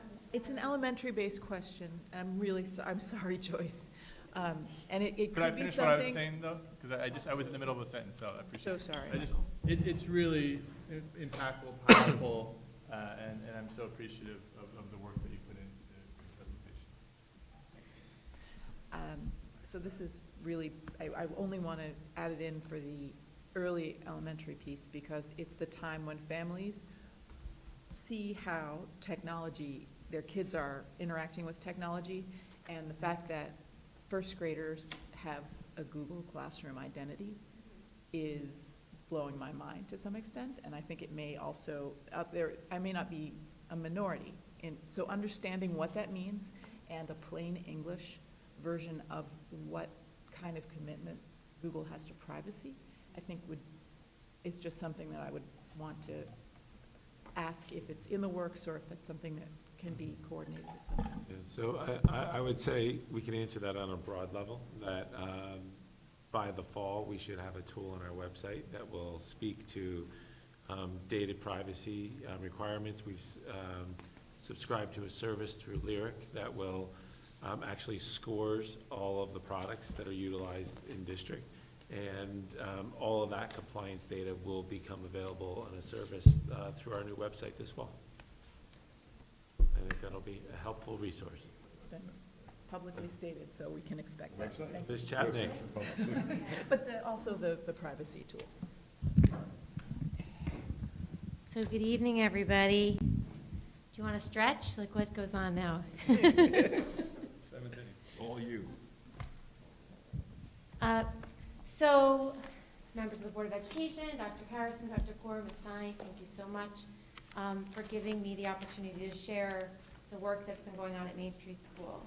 Before I jump in, really, Andrea and Deb set the foundation for everything that I'm going to talk about tonight, and I think that what you'll hear and what you've heard us say, for the last few years, is really that we're a system and that we're K-5, and that when David and Allison and Dave and Matt go, you'll continue to hear how we build upon the work that starts at Dow's Lane, where the journey begins, and we continue growing. And so really, after listening to Deb and Andrea present, some of my examples fit right in, and you sort of hear the build of the experiences that happen for our kids. And just listening to what they shared, the polar bear experience that they showed, interestingly enough, do you remember the writing they shared? Well, I was at Dow's Lane for a workshop every day this week, no, I think yesterday maybe, and I went to use the ladies' room in the library, the adult bathroom, and underneath the bathroom switch, there is a there's a student writing is posted, and it says, "Turn the lights off to save the polar bear." I thought, this is like, I love this, right? I took a picture of it, I love it, because that week, like 2 days earlier, I had met with a leadership team at Main Street School, which I've shared in the past what our leadership teams do. They come together to sort of organize for some cause or some learning that we want the kids to have, and it's student-led.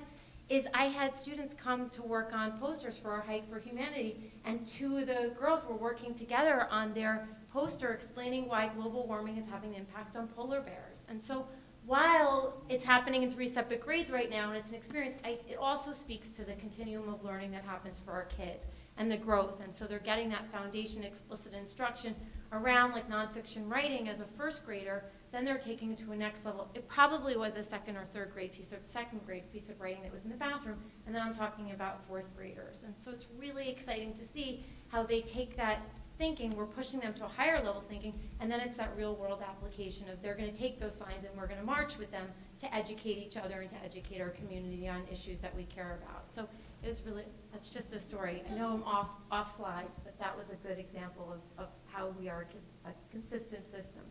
It's hard to know where I'm looking. I think I'll look here. So I'm going to continue on. So, similar to what Deb and Andrea shared, the goals are our district goals. They're the goals that we've been working on. And so the examples that I share with you tonight highlight the work that's happening at Main Street School. But just as what you heard earlier is they are representative. While you might see one student's work, I really did try to pick examples that are representative of building or grade level or building level work, just so you could get a glimpse in. There's nothing like looking at what a student writes or listening into what they say to really get a sense of what's happening in our classrooms. So the first goal, to implement instructional practices that elevate student thinking and understanding. And then with the hope of the implementation of that goal, the outcome, deeper understanding and application of unit planners with a focus on essential questions and the 4 learning goals, analyzed through student work that expects high levels of student thinking, instructional tasks, activities that foster inquiry, creativity, and deeper levels of thinking. And so what's highlighted on the right are the pieces of evidence that I'm going to share, the places where we've made the most growth this year. And so I say that because there are places where we've dipped our toe in some areas, and we haven't made the progress that we want to see because, as Raina mentioned earlier, we're a work in progress, right? We've stuck with the same goals, and wow, have we seen results because we haven't changed every year. And so when we talk about common language, or the experiences that the students have, it's because we've stayed with that dispositional language from our district goals and theories of action. Our kids have that language because we stick with habits of mind. When we're getting students from Dow's Lane to Main Street School, they have a common language. And so I'm going to share some of these examples. So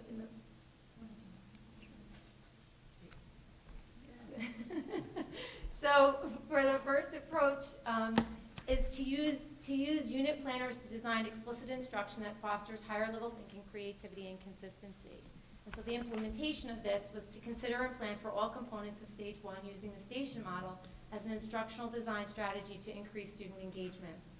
And with that, it results in deeper clarity and articulation of goals and outcomes for students able to engage in metacognitive thinking that transfers to real world applications, and an increase in self-reliant learners who can articulate understanding. And so the station model, stay back at the last one first, thank you. So for the station model, you've heard us talk about the station model and the great work that Christine Rosner, our instructional math coach, has been doing with our teachers. And each year she builds on the work, and they go deeper in their understanding and their implementation. And the station model is happening at Dow's Lane and at Main Street School. And so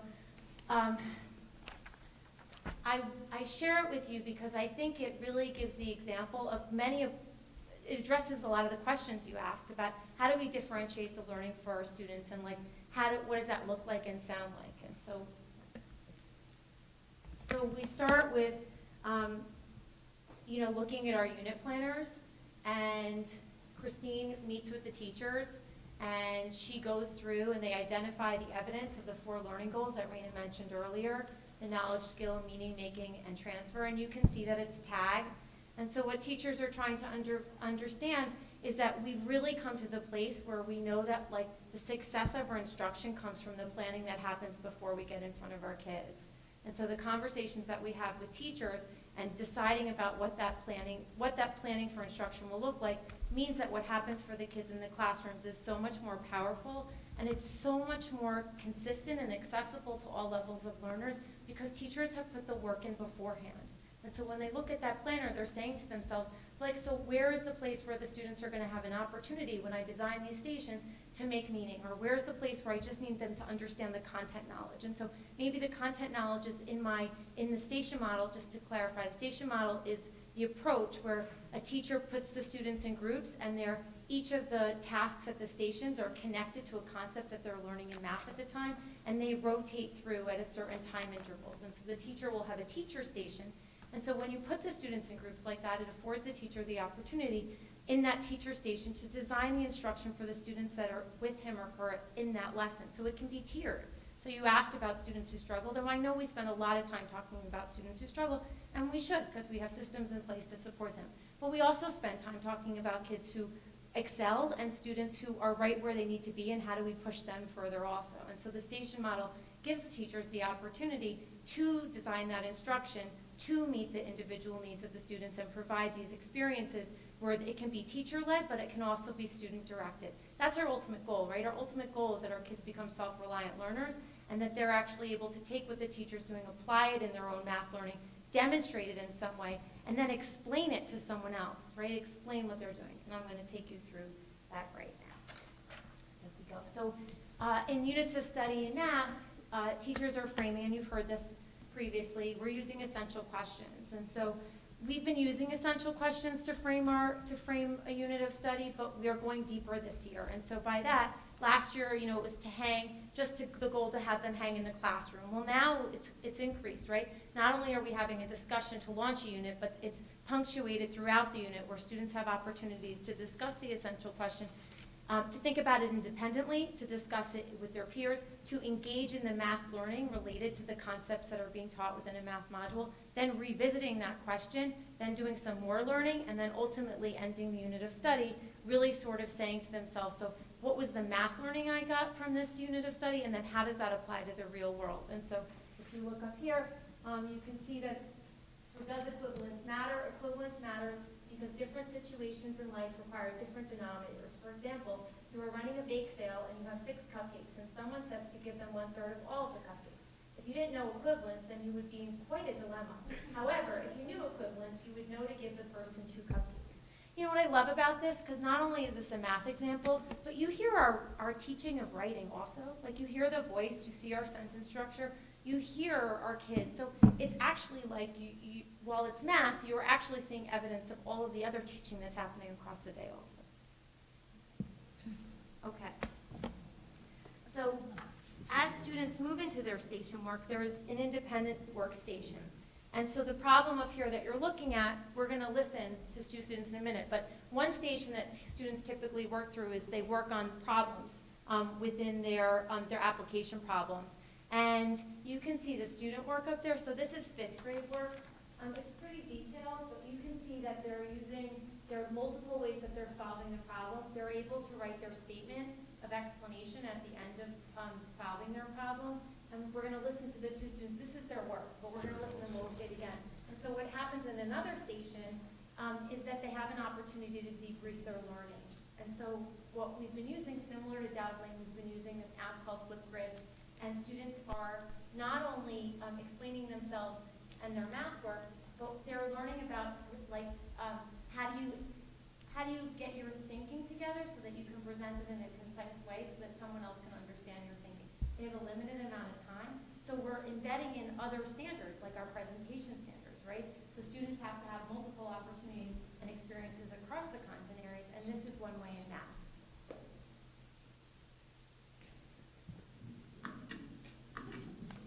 Hello, boys and girls. Welcome to Math Debrief. Okay, so today we did grade 5, module 4, lesson 30, number 3, A and B. So what was the essential question, Hudson?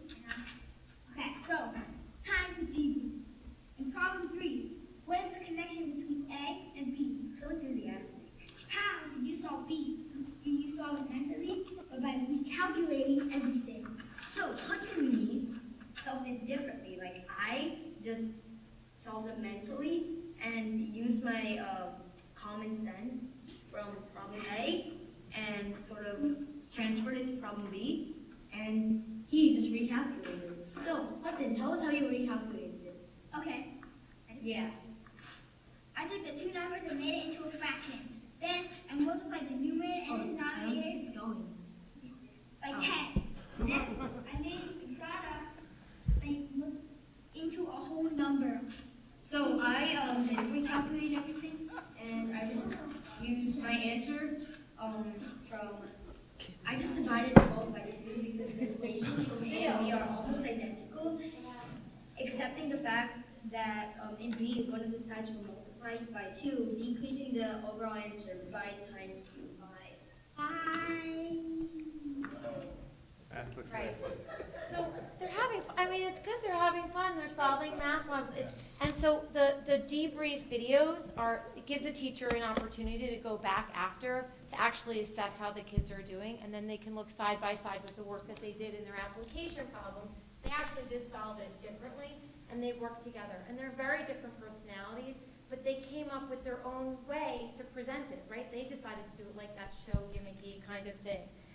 But they're becoming self-reliant learners, right? They've now engaged themselves in this problem.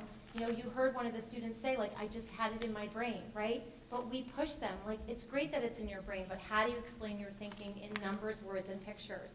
And they did all three up there. And so we're really pushing our kids to be able to explain their thinking and to think deeply about what they're solving in math. And so another place to assess if our students are really, you know, as part of their math station work is they complete exit tickets, and we're assessing student understanding. And so as teachers use their unit planners to plan, they also have to decide what has to be the focus of a math station. What are the needs of the kids in the classroom as they move through stations within a unit of study? And so math exit tickets are one way that they do that. So at the end of a lesson, or at the end of a station time, students will complete an exit ticket and teachers will go through the exit ticket. They'll mark the exit tickets and they'll glean information about who needs to be in what group. You know, does a student need to go back through a teacher station? Do they need more scaffolding? Is a student getting it and they're ready to move on to something else in the station? So stations have really afforded the opportunity to differentiate instruction in math. I think it's also, you know, really moved us to, kids are having fun in math, like they're loving it. And it's been great. So so I feel like it's opportunities to elevate our student thinking. And so here's an example of how, using their essential question, they revisit the essential question for understanding to transfer to real-world applications. So I'm just going to read a little bit. So equivalence matters because if you're trying to split a cake for 8 friends, you don't know equivalence, you might split the cake wrong, and some people will have more cake than the other. That usually doesn't work out well. Does equivalence matter? How? Equivalence matters because without knowing the crucial information, you might be misled into thinking that 2/8 is larger than 1/4 because the separate digits are larger despite the fact that 1/4 equals 2/8. Also, without treating everyone equally, you might end up being unfair or becoming prejudiced. So it's the start of an idea of this idea of fair and equity, right? So you could really build on that and move to something bigger. So the thinking is really transferring for real world application. And then we see an example of taking the station model and providing an opportunity for parents to come in. At Main Street School, twice a year, parents come in and do parent visits. And we really try to identify ways in which parents can engage in a learning practice alongside with their child. And so this was an example of a classroom that did the math station. So parents got to move through math stations with their students. Wow, do parents complain when they're in that environment about how hard, it's so hard. Like they're in awe of their children and their ability to sort of get into the station, figure out what's happening, move to the, didn't you just do math station? Right, came for a math station visit in 4th grade. And so what we're able to see through the station work is the disposition work. So kids are able to actually demonstrate that they've learned to communicate effectively and that they're collaborating, they're thinking creatively, they're problem solving, they're persisting, they're striving for accuracy. All of that has been taught explicitly throughout the station model work, right? We're teaching the process. How do you engage in a station? How are you a productive learner? And then opportunities like this, kids can actually demonstrate it or transfer their explicit learning from classroom instruction into an opportunity like this.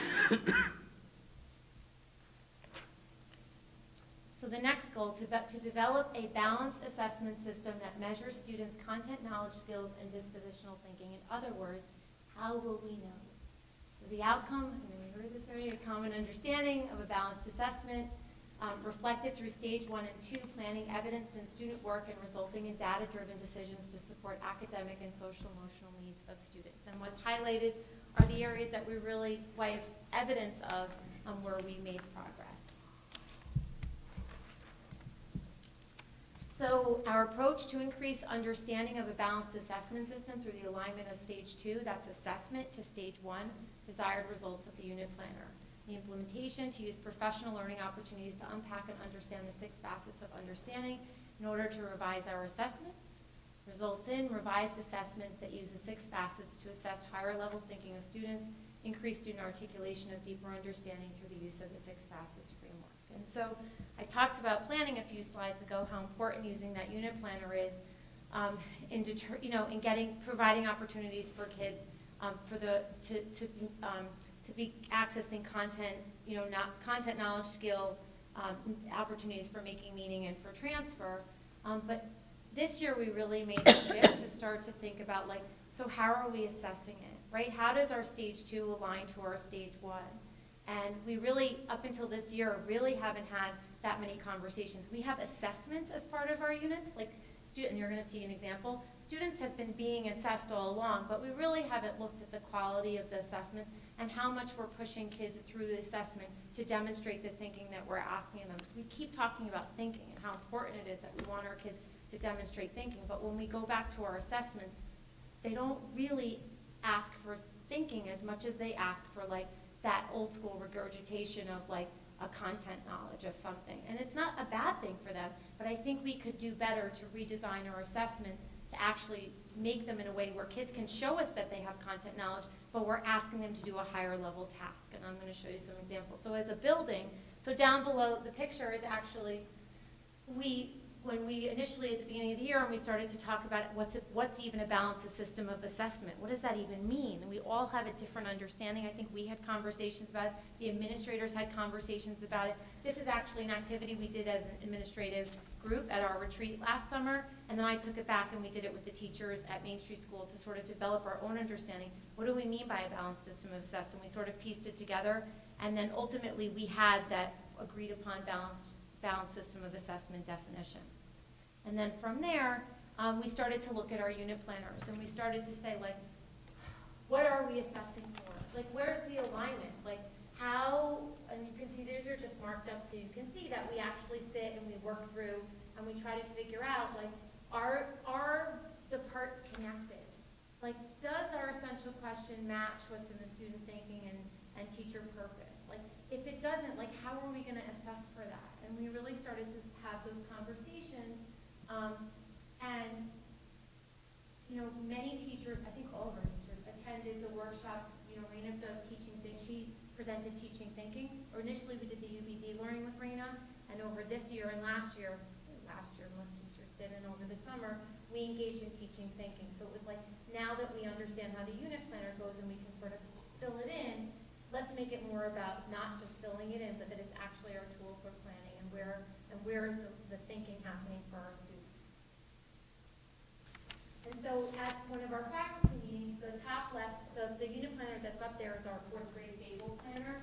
And what you see, this was our assessment. And so yes, it was great while we used it. So it just said, what is a fable? Right, so what are we asking kids to do? Well, you spend 6 weeks on a Fable unit, and that's what we're asking our kids. Our kids can do so much more than that, right? They can demonstrate what a fable is if we design the assessment in a way that gave them an opportunity to do something more exciting and more engaging. We would know they understood a fable, right? We would know that they knew what it was just based on something else. So in groups, all of the teachers actually focused on one. We started to talk about the 6 facets of understanding. So explain, interpret, apply, perspective, empathize, and self-knowledge. And so there are different ways of thinking about how kids can understand. And so when we looked at our assessment, we felt what kind of assessment? Are we asking them to explain? What are we asking them to do? So we challenged the teachers in groups, and Raina partnered with me to do this work with the teachers, and we said, how could we redesign this assessment? What could it look like so that we're actually asking kids to do something that shows that they understand what a fable is? How can we get them to show that it's empathy, right? Empathy, we always talk about empathy through all of our character work. How could we get them to demonstrate that kind of understanding? And we talked about walking someone else's shoes, taking on the role of the character. And so these post-its are just examples of how teachers have rewritten the assessment. And through that, we've revised the Fable assessment. And so I just wanted to say that then what we did is we asked teachers to go back and we said, okay, so over the next month, in thinking about the assessments that we're going to give, which facet could you commit to incorporating in the coming month? When you go to assess your students, which one could you take on instead of just asking them low level kind of what's a fable, or you know, what was, name 3 facts about the Aztec society. I'm going to talk about this. Yes. How could you change that experience for students? So this is a 5th grade example. So students actually created this checklist, and because they were going to talk about first-hand writing, like first account writing. And so the teacher worked with students on the central question, what makes good writing? And then the students used the checklist to decide what should actually go into their writing. And so then the students they wrote first-hand accounts and listened to how much you hear the student learn without just answering it back or answering multiple choice or just answering it in terms of content. So dear journal, today has been the worst day of my long life. It started off completely normal. I was going up to my workshop to put the finishing touches on my magnificent golden sun god statue. As I slowly trotted down to my workshop, I saw that everybody was doing their normal routines, although there were very strange white men. When I finally got to my workshop, the sun was as shiny as my statue. When I walked inside, the statue wasn't there. In its place was a cross. I looked everywhere. I searched every nook and cranny in the city. I couldn't find it. Just as I was about to give up, out of the corner of my eye, I saw a glimmer. I turned my head, and there it was. But one of the strange white men was holding it. I was listening to his conversation with another one of the white men. So like you're starting to, I mean, you also hear voice. So again, like you're hearing the opportunities for our kids to cross over and integrate their learning and writing and social studies. And so it's a shift. So historically, this assessment was really like a 3-paragraph essay where they had to talk about, pick Aztec, Inca, or Spanish conquistador, and they had to give like 3 facts back. And so right? Like, so now we know that if we're pushing our kids to have experiences where we want them to think at a deeper level, we should be assessing them to give them those opportunities to demonstrate their understanding at a deeper level. So this is what we've been working on in terms of shifting our assessments.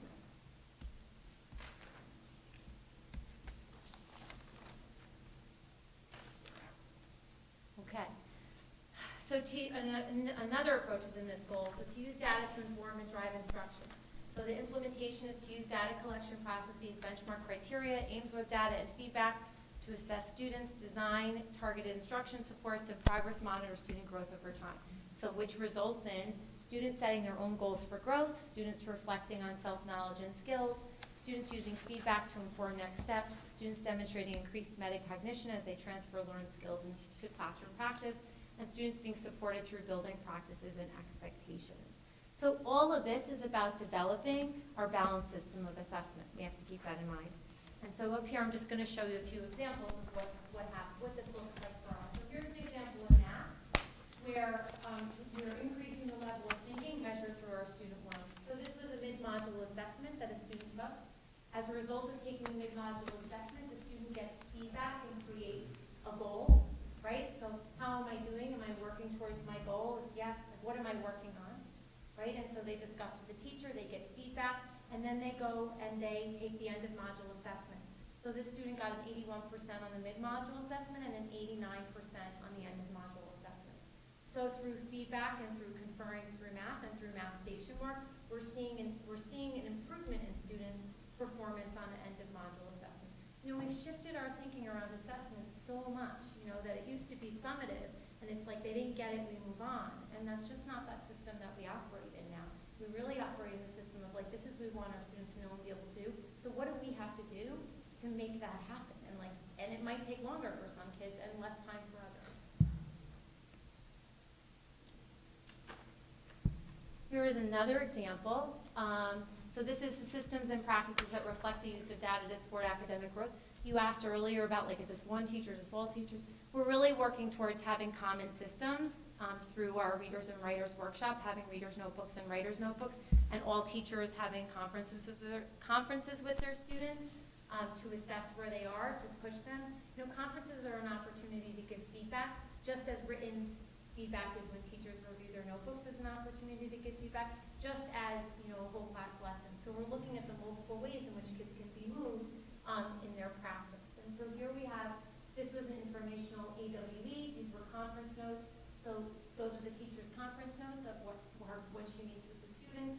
She gives feedback to the student. You can see this is the entry, and then this is the student taking feedback and growing with the ideas based on the feedback that was given. orally, through a conference and through feedback in the notebook. And so that's work that we're doing across both grade levels in reading and math, so that it's more consistent in terms of our approach.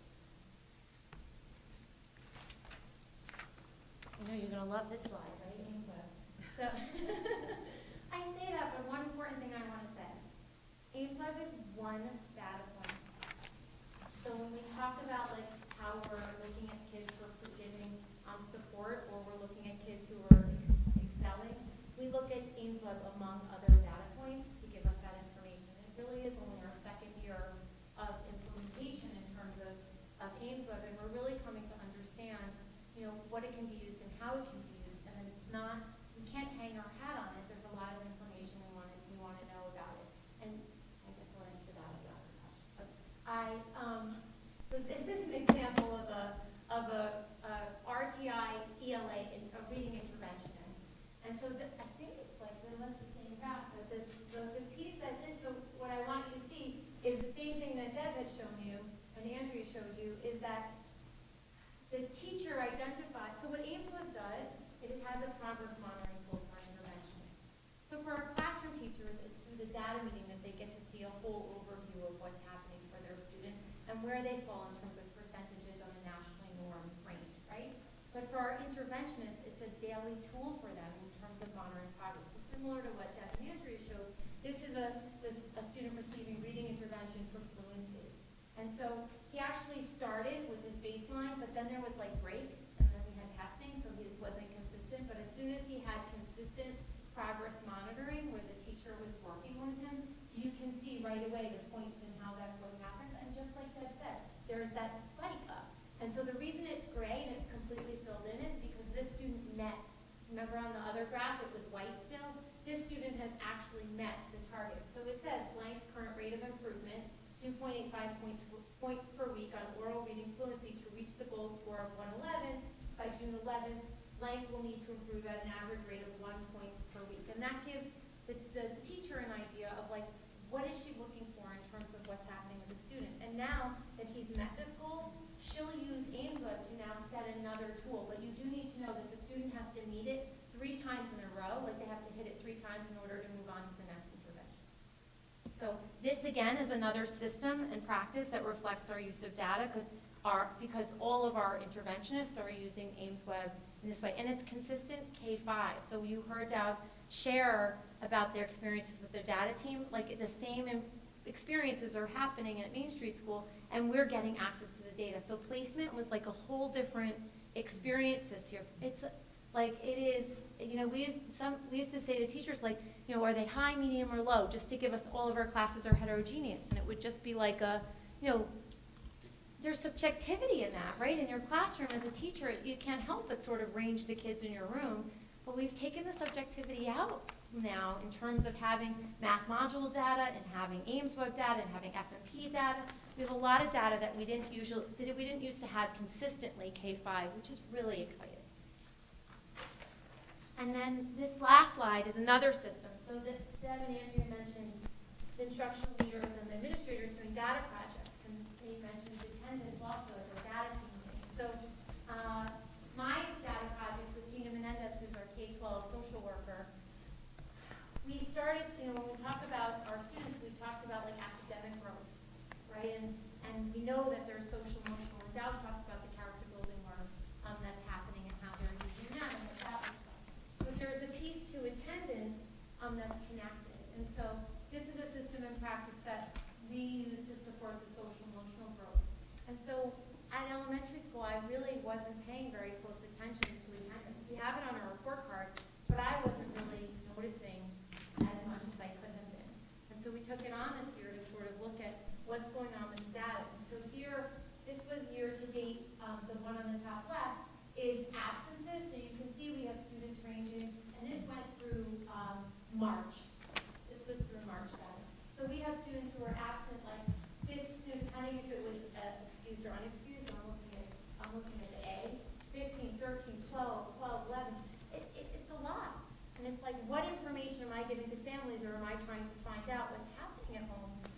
What's going on? And so I think we learned from doing the project that this is a conversation starter, proactive way, because when kids come to Main Street School, everyone participates. You know, they come in, they start their day in an assembled way, so fourth grade is in one location and fifth grade. It's their social connection with other kids, so they get to school and they're like, hi, how are you, what did you do yesterday, what did you do, all that. So there's that connectivity piece. Then they go and they unpack and they go in their classrooms and they have morning meeting. So if your child's late to school and it's 15 minutes late, your child has now missed that connectivity piece with their peers, and then they've missed like the schedule of the day, they've missed the morning meeting where we're talking about all the character events, and then your child walks in and the expectation is that they're just gonna like get on with their day and have this, you know, a really great time, but that's not really what happens. What happens is we're starting to see that there's a social emotional impact on a student, and then there's also an academic impact. And so it's possible that your child then gets picked up by an RTI interventionist, and now if your child's late, you know, 25 minutes late to school, you know, we start to add up those minutes and compound. So we piloted it with 4 students this year. We really did a lot of looking at the data to sort of come up with an attendance plan. And you can see when we started to put it in place, we actually saw an improvement. And so it's aligned with our RTI. It's part of our response to intervention. It's a tiered system of intervention. So we have a level, a tier 1 intervention where it involves the teacher and reaching out. And then we increase to a tier 2 intervention where it's a meeting with the social worker and or myself and then a letter home. And then we go into tier 3 interventions where it could be an attendance contract and like certain meetings with the parent as we move forward to try to improve attendance. But all in an effort to improve what's happening and find out what's going on, because we know that all the research we read really shows that there's a correlation between a student's presence at school and their academic success. But I think we really also didn't focus as much on the social emotional impact that it has on our kids as well. If they're not at school, and when they're 9 and 10, there's a major parent component if they're not at school on time. And then the bots, you can see this student actually, her number of absences decreased once we put the intervention in place around February. You can see that just April popped up, but she's doing much better in terms of her attendance. Down here, this was an example of a student when we contacted and met with him to find out what's going on. It turns out that it was a situation where he was actually getting dropped off, his little sister was getting dropped off at preschool, and he was supposed to be walking over to school.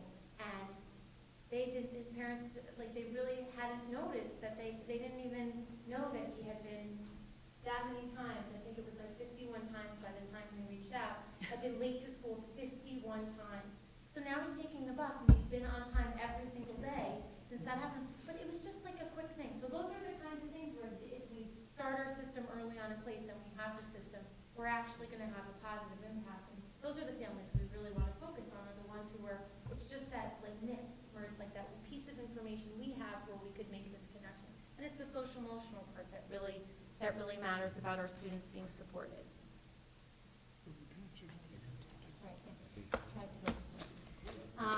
And so that's really, I mean, I feel like, I hope that you heard the continuity K-5. I think we tried to pick different examples so that you can get the bigger picture of what's happening.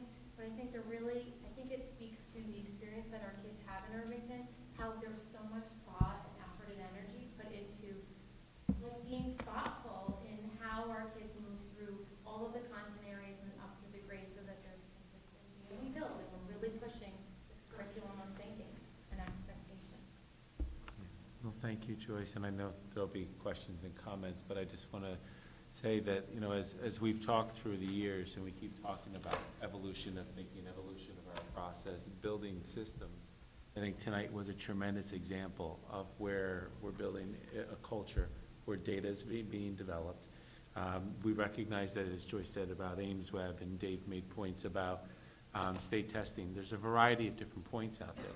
So part of what our next steps are is starting to think about, well, how do we organize some of this? What are those points that are important? Who do we want to be, and what story do we want to try to tell, or what questions do we want to answer with the data? So those are the wrestling that's going to occur with us in the next step.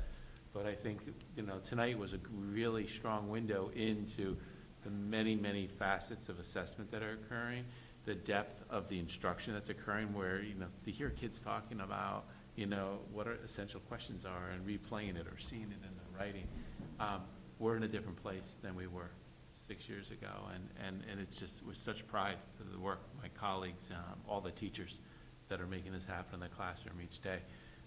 So I step back and just reflect on really where we've come and so many great examples that I think tell that story for us. Thank you.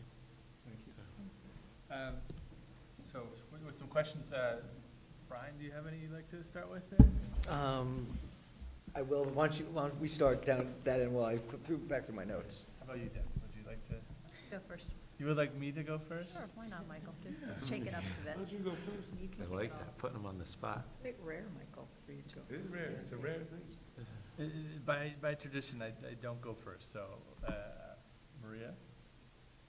I actually have no questions other than to say thank you, all three of you, for this presentation. I feel like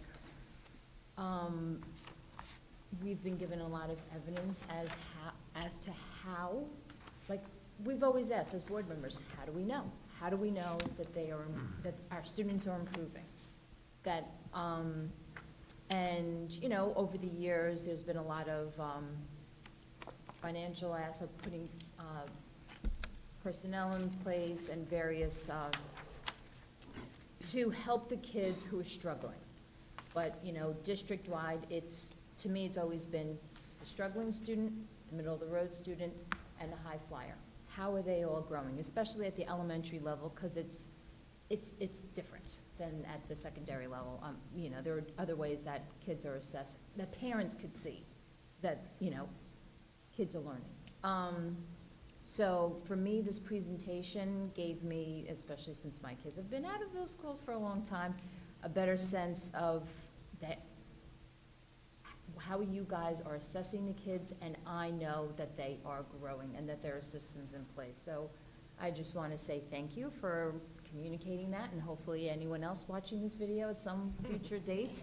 And then eventually getting to that place that we know it's working, because it's clear that you have a lot of systems in place to help get the kids to the next step, whatever step that is for each child.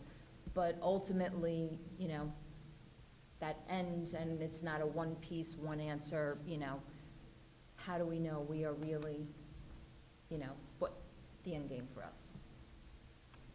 Make sense? Sorry, it's late and I'm very tired. No, that's good. Deb, okay.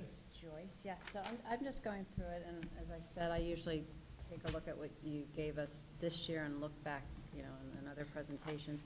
And one of the things that jumps out at me from year to year, from the 2016 presentation to this presentation, is that there seems to be more examples of math than there is of English, and it may be because math may be a little bit easier to present than the English piece, to trying to, for examples for kids, EQ questions, for example.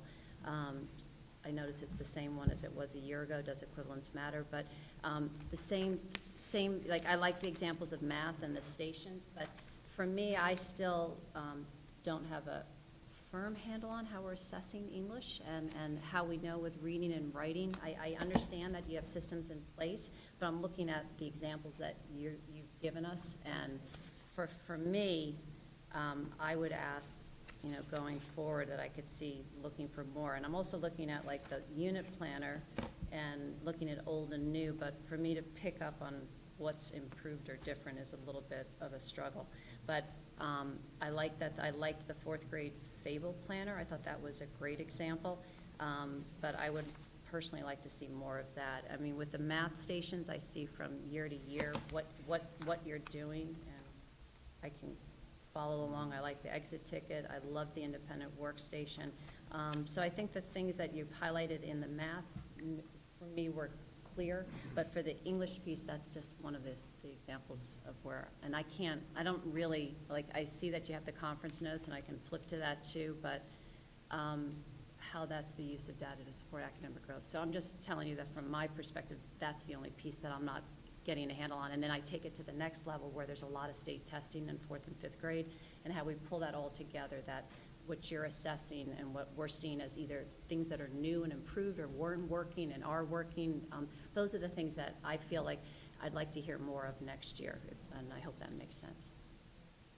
You know, I mean, I had a little bit through my notes, a simple reaction. I think it's also, math is in some ways easier. Okay, you got a 90 on this, and then you got a 95. I understand it lends itself more, but I too struggle with how we look at the act of writing and how we're assessing that and measuring student growth. I see with the assessment here how what we're asking students for, I think that's a great example in terms of getting them to write in the first person and getting them to express their knowledge, but to measure their actual growth as a writer and how we're doing that and seeing that over fourth grade and then into fifth grade and how that works together. Sure, go ahead, and then So I can we answer. do have systems, so we have rubrics developed that we look at students with similar to what Deb and Andrew shared. We do a lot of time with Nancy Deacon, who's our literacy coach, similar to Christine Rosner, who's our math coach. I just happened to pick that because the station work and the video is so great, but I tried to balance with the social studies example on the ELA. I could have also put the rubric up there so you could see what the kids are writing to, but kids, they peer conference, they conference with their teachers, they get feedback on the writing. There are expectations that are set up for what they have to do in their writing, and then they assess themselves, they assess each other, and the teacher assesses them on where they are. There are standards, right? So we look at the standards on what's expected at each grade level and each kind of writing that kids are expected to do, and we assess it based on our rubrics that we've created. And that's the rubric. No, what you're looking at is teacher's notes. No, I it's didn't the put it up teacher's there. notes for the I didn't put it conference. up there. Okay, I thought you, So oh, in the okay, future, yeah. I'll keep in my mind that it's helpful for you to have the rubrics so you can see writing and reading. Mhm. Okay. I might just add the way you were talking about changing the assessments to make them show the knowledge of a subject without necessarily just giving that high-level question like, what is a fable? I thought were certainly assessments that I would want to take. So it really sounded like it was so much more engaging, and I couldn't see how a child wouldn't want to do that. So kudos for that. Just I don't really have any questions. I do want to make a comment on, two comments. One is, I'm so glad that you included attendance data. It's such a forgotten, important, critical data point.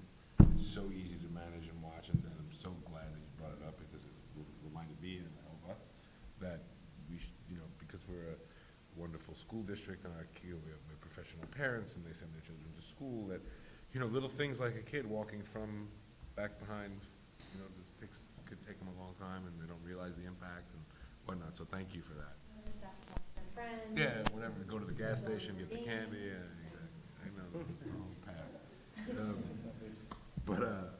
I guess, the other two comments I want to make, one is, this is a breakthrough presentation, in my opinion, in that, for a lot of things that you said, and you guys alluded to, in that it really shows us the substance of what children are actually doing, which is really nice. I still stick by, it'd be nice to have this as the meat and the one little high-level piece as a district we are, or as a school we are, seeing some kind of metric, but we'll continue that push in another conversation. The one thing absent from everybody's, and I know we've talked about this multiple times, is I just really worry for our children entering high school and who want to study science, because we do so little talking about science, and there's so little science, and you've alluded to the fact time and all those things. No, we do science, we just spent the whole day with our Science Point people. We're selecting our new next-gen science Scratch program. that from the record. But we do a lot of science in our classrooms. 3 through 4 and 5 have PLTW. So it's funny that you say that. I mean, we just talked about how much science is going on across the year at Dow's Lane, that we're asking, where are you fitting in social studies? So we're doing a lot of science. So it's funny that it doesn't. I'm surprised, because usually I do think of science. Yes. Yeah, I'm surprised.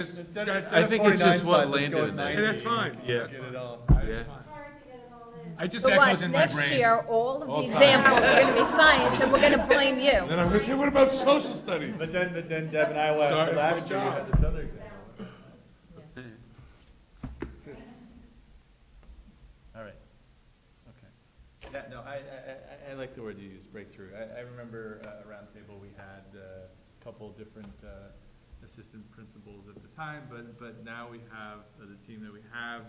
I'm excited about the continuity in terms of our administrative and our building leadership, the continuity of the goals. I mean, as a spouse of an educator, I know the feeling of every 3 years feeling like you're now being asked to make a 180-degree turn and go a new direction. So I think it's really important that you are sticking with the work that you're doing, and the board is you know, this is good, meaty learning for us. And going back to the roundtable I was referencing, you know, we were talking about about assessment. That was sort of the pivot point for us in that discussion. And what you kept surfacing as principals is there's so much happening in the classroom, and today I think was a great demonstration of that. And I think what you're hearing from the board is, you know, it's evolving, and we want to see those correlations between these different systems that you're using, because that gives us a more comprehensive view. And you know, we can move away from Dave having to apologize about talking about state test data, because that's part of that picture. That's a data point that you use, but we have all these others that we can look at as well.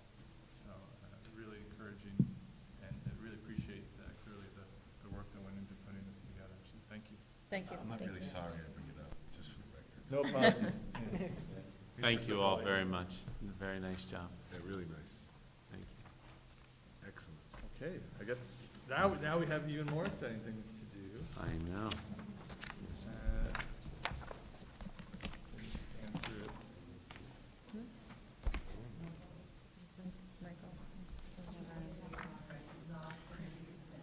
Yes, it's a separate. That's good. Consent is a free one.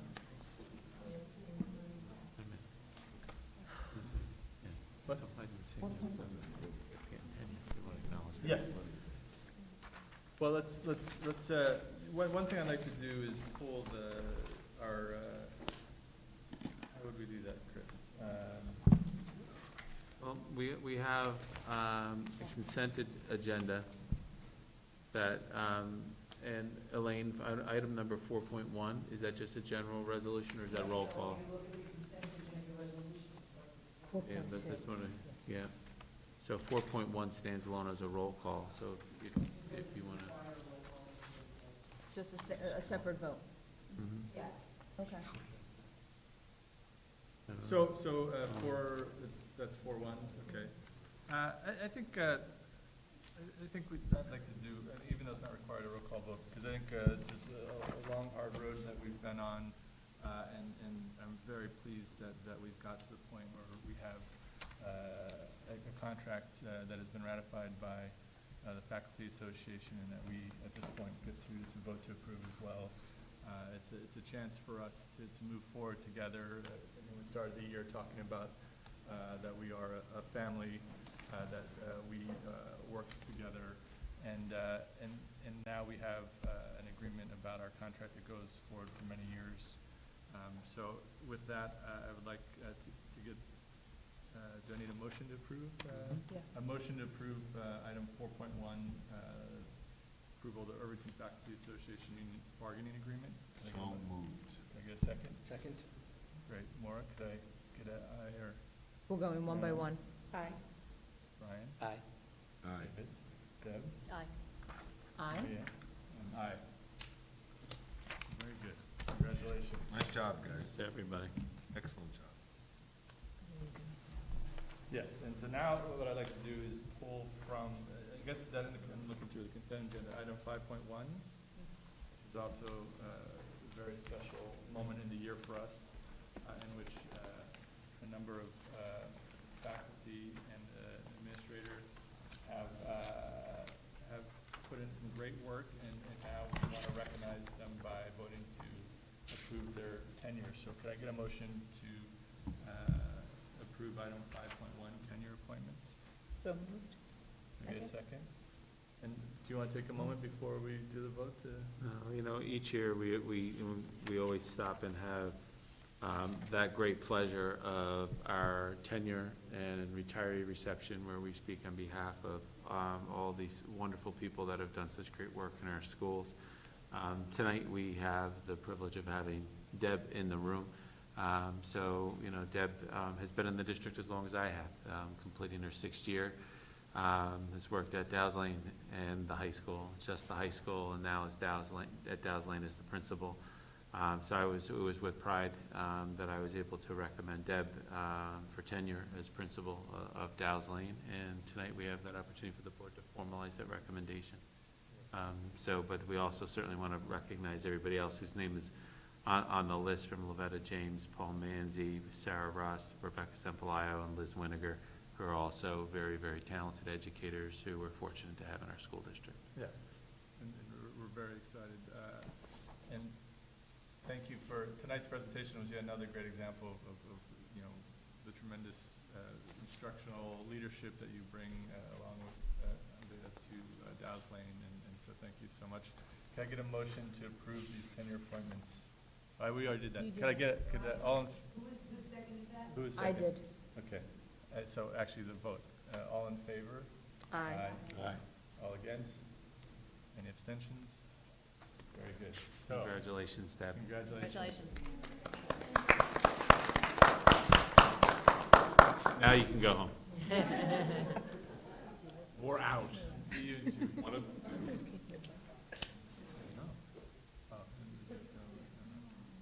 All right, so now that I've pulled things here and there, I guess we'll approve the rest of the consent agenda. 5:2 to 5:13. We good? Yeah, all right. So could I get a motion to approve the remaining consent agenda? So moved. A second? Second. Are there any questions related to any items? Do we have any grants? here? Very good. Okay, all in favor? Aye. Aye. Aye. Aye. Okay. So, for those wonderful community members who are present, we do have an opportunity for community comment if you'd like. Okay. With that, our next public meeting is on Tuesday, June 5th. We'll actually meet here at 6:30 because we'll be recognizing, as Dr. Harrison mentioned, our retirees and our the tenured faculty and administrator. And with that, I would like a motion to adjourn this meeting. Oh, do we want to go to, no, actually, I'm sorry. 10 We minutes? have 15 minutes that Brian really is No more. excited to talk about. So we're gonna, actually, can I get a motion to go into executive session for the purposes of talking about personnel? Collective bargaining and matters pertaining to particular persons. There you go. I have a motion. So moved. Second. Second. All in favor? Aye. All right, but 4-minute break. 4 minutes. I figure, mix it up a little bit.